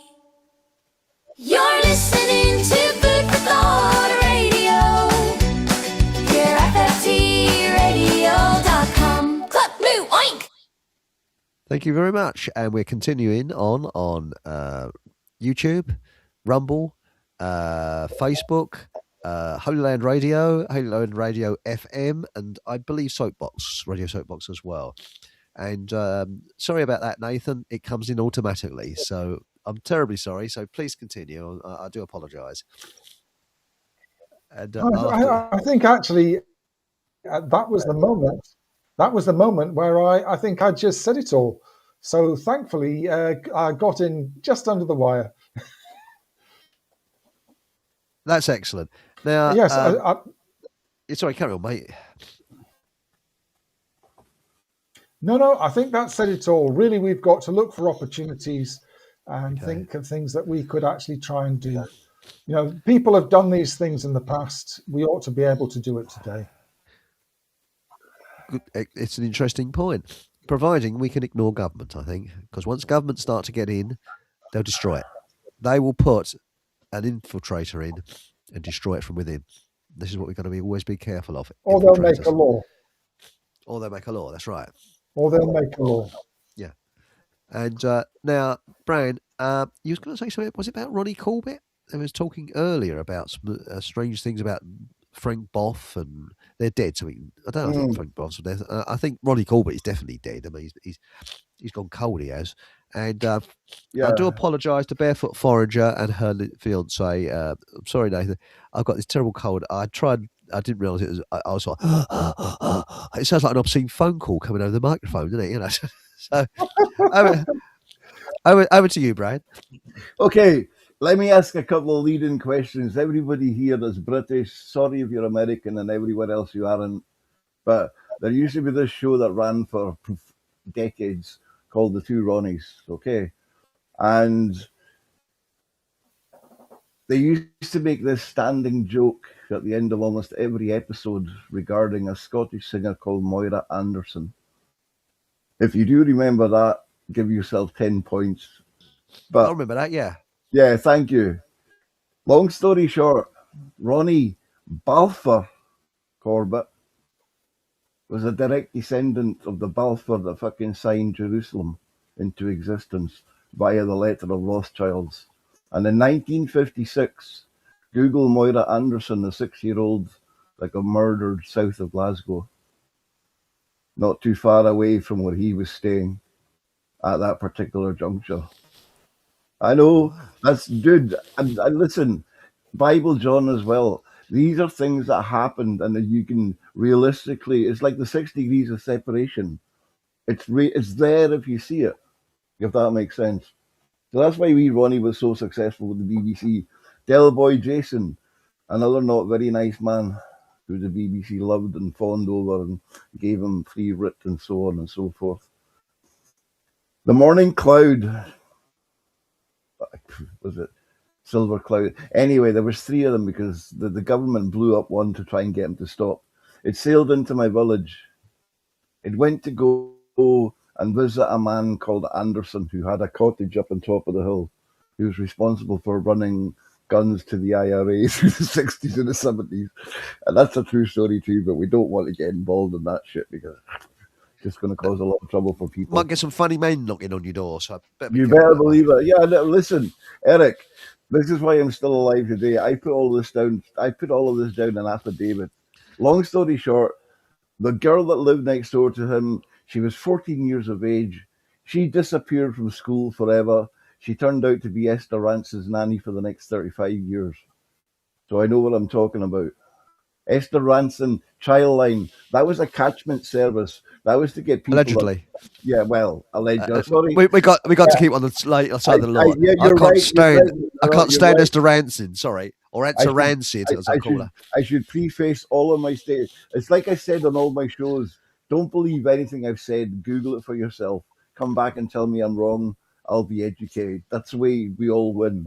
But Allegedly, this girl was Esther Rance's nanny, which she was, and I can even name names, but I won't. But I can tell you stuff that I better not, because it might get everybody into trouble and libel and so on and so forth. But it's a true story. It's a true story. And Edward Heath, yes. Jimmy Savile, poof. I can show you girls, but anyway, I better not. I was the only boy in a class of 9 girls all the way through school, because it was a remote island, and that's why it was very attractive to these people who sailed up there in their motor yachts. Well. It doesn't surprise me. And trouble is, we've got to be so careful. But I mean, I can't stand Esther Rancid. All self-righteous. I remember that That's Life. I hated that. The only thing I remember loathed about it. the only thing I remember about that is the cat. You remember the cat, the fucking stuffed cat. That still makes me grin to this day. The taxidermied cat. Apologies, gentlemen. I'm going to have to go. Forgive Okay, me. Nathan. I thank you very much. It's been wonderful to join you, and forgive me for having to go now, but thank you very much indeed. Thanks, been a Nathan. real privilege to join you. All the best, mate. I'll have to go soon because See you my soon. cold is taking them. And thank you very much. And also, Helen had to go to put her chickens away. So there we are. So it's just 3 of us. Anyone up for the gag? You know, the BBC's most embarrassing. Oh yeah. broadcast. Oh hell yes. Yeah. If I can find a bleeding It's thing, not. where is it? It's not Fanny and Johnny's Donuts thing, is it? Oh no, it's not that. I just can't find the bloody thing. Where is it? Studio. I Oh, mean, hang on, I'm in the might wrong be bleeding place. anyway. Right, it's coming up any minute when I can find the bloody thing. Where are we? Right, speak amongst yourselves. We'll get there in the end. Here we go. Essentially dying. It Here goes it is. against God's law. Every heart. Here it comes. Yes. In the early 1950s, the BBC used to regularly broadcast a radio show about gardening, and it consisted of a reverend and a very posh lady. Now, in those days, the BBC was very upper class, and everyone spoke very posh. And what happened is something was said that had an unexpected response, because even though the BBC was very upper class, the majority of people listening in were very working class, and they could see the funny side of what was said. But I know this to be possibly true because I've heard it from 3 separate sources who actually heard it. So here we go. Now, prior to the show, the Reverend had impaled his finger on a rose thorn. And the first things that were said on the show was, the lady said, "Reverend, how's your prick?" To which the Yes, that went out on the radio in the early 50s. And that is my dad, someone I work with, and I think my uncle that heard it come out live. And it was it was this bloke I work with. He said, everybody's in hysterics. And of course, remember the early 50s, they wouldn't have said, "How's your prick, Vicar?" "Oh, it's still throbbing." You know? But that's our smutty gag for this evening. I've got a better one. What's the difference between the sin and the shame? It's a sin to put it in, and it's a shame to take it out again.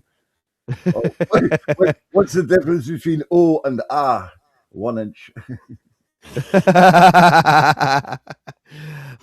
Well, I think my cold is just getting the best of me, and I think that the knick-knack tablets are probably wearing off. They are all legal stuff I'm having. I'm on natural stuff. Someone suggested nettles, but the trouble is they make you pee like anything, so I decided not to use the nettles tonight. But hang on, it cut off before the punchline. Oh well, that's why I said it again, you know. But anyway, Brant, please leave your contact details so that we can contact you again. Please come on. You are more than welcome on. Steve, you're a regular, mate. You know, you're always welcome on. And Happy to oblige. Thank you. Well, you know, the trouble is, the more we have on, the less time people get to talk, and I feel very conscious about that. But I hope everybody's had a good, you know, they said their piece and everything, and it's been fantastic. Thank you very much. And all it just leaves me to say is now, have you anybody you got anything to plug? Brian, you got anything to plug? Like, you know, talks or your YouTube or anything? I was asked once, would I write a book at 5:15? I said yes. By 6:45, we had £50,000 in the bank, and I didn't even write a word. When I wrote the book, they wouldn't publish it, and that's a true story too. And one of our writers or typers here knows me from that particular show that I did. We had 70,000 viewers twice a week, and I'm not saying that for an egotistical purpose, my friend. All I did all I did was tell the truth and challenge people. You've got the internet, go and prove me wrong. And that's what I say. Yeah. Don't believe anything that I say. Find out for yourself. Trust in your own cognition, your cognitive processes. Trust in the creator, the matrix maker, Jeshua, Allah, Abba, whatever you want to call them. It's there. You just have to know it within yourself and be yourself. Well, you're right. I mean, my dad, he wrote a book. It took him 10 years to write it. And he was in World War II. And publishers wouldn't touch it. They just wouldn't touch it. And I like to publish it. This was before Amazon and things like that. That was in the late 90s. And I published it at my own savings. I had to, because it's the only way. Yeah. And because, publishers just looked at it and all they wanted to do is alter it. And he said, no, it's not going to be altered. It's going to come out. They don't want to know the truth. I had a great uncle. I had a great uncle who was walking through a village in France. The Americans machine gunned him. He had 9 bullets in his back, but he survived. And that was the Americans. Really? Yeah, true story. His son, in fact, works for a government agency that goes places that I can't talk about because it's beyond James Bond level. And that's a true story too. And I'm bona fide. I can give you names, dates, and details because I own Scotland pretty much. But anyway, we'll save that for another time, guys. Yes, we'd like to. If you've got any questions and you want to challenge me about anything, get in touch with us through Fockham Hall. It's a brilliant website. Please do. Yeah. Thank you very much. You're welcome. And please give me your details, contact details, so we can have you on again. Email or on Telegram. That'd be fantastic if you can, because it'd be great. And Steve, anything that you'd like to promote? Obviously. I mean, I speak about the occult and natural law, objective morality. All of these things, they're not easy to put across in short sound bites. It is something that needs to be sort of digested and contemplated over by means of you could say, for want of a better terms, an education, which can only be done if we put work and effort into it. I mean, I give presentations in the Northeast. They're not very well attended, but failing that, I know we're probably a diverse spread around the country here. So I would recommend, if anyone listening in is not on the Occult Academy, I'm not saying it's the greatest channel in the world, but it is kind of exclusively geared towards teaching natural law material. And again, it's quite a big subject. It needs a little bit of time and an effort in order to get to the brass tacks of it all. So I've put a link in there on YouTube just now. So please follow the links. Would love to have more people on the channel so I can get this material across. Natural law is the key to freedom. And I'm saying that as a combat soldier who left the military because I realized what was going on in the bigger picture in the world and realized who we were up against. And they understand that one of their principal battle tactics is to keep natural law out of the public arena. And if it's that important, then I think it stands to reason that that's something that we need to embrace and adhere to. Yeah. That's right. Well, Rocky Road to Love said, Eric, your poor father's book was most probably vetted and checked to make it sure it complied with their version of history. Yes, you're spot on there. Yeah, it was like walking. It was like trying to push a rock uphill. It really was. I could write a book about how he wrote the book. Have you got any of your courses coming up, Steve? In Wales or wherever? I've got a survival event in the end of May in North Wales. I mean, I'll put details on my survival channel and the Occult Academy. I'll put a link on there. Thanks, mate. Thanks, Mark. And thanks to everybody that's wishing me well. It's much appreciated. Well, it just leaves me to say thank you very much for everybody for incredible microphone discipline and incredible show. Everybody hopefully got to say, what they needed to say. And if not, I'm terribly sorry. And I'm terribly sorry if I missed anybody out on chat. So there we go. And it just leaves me to say Paul English's show is coming on this Thursday. Paul English Live on Rumble at 8 o'clock. And hopefully I might be less snotty then. And, of course, please join us at the same time, same place. And if you'd like to subscribe, please do.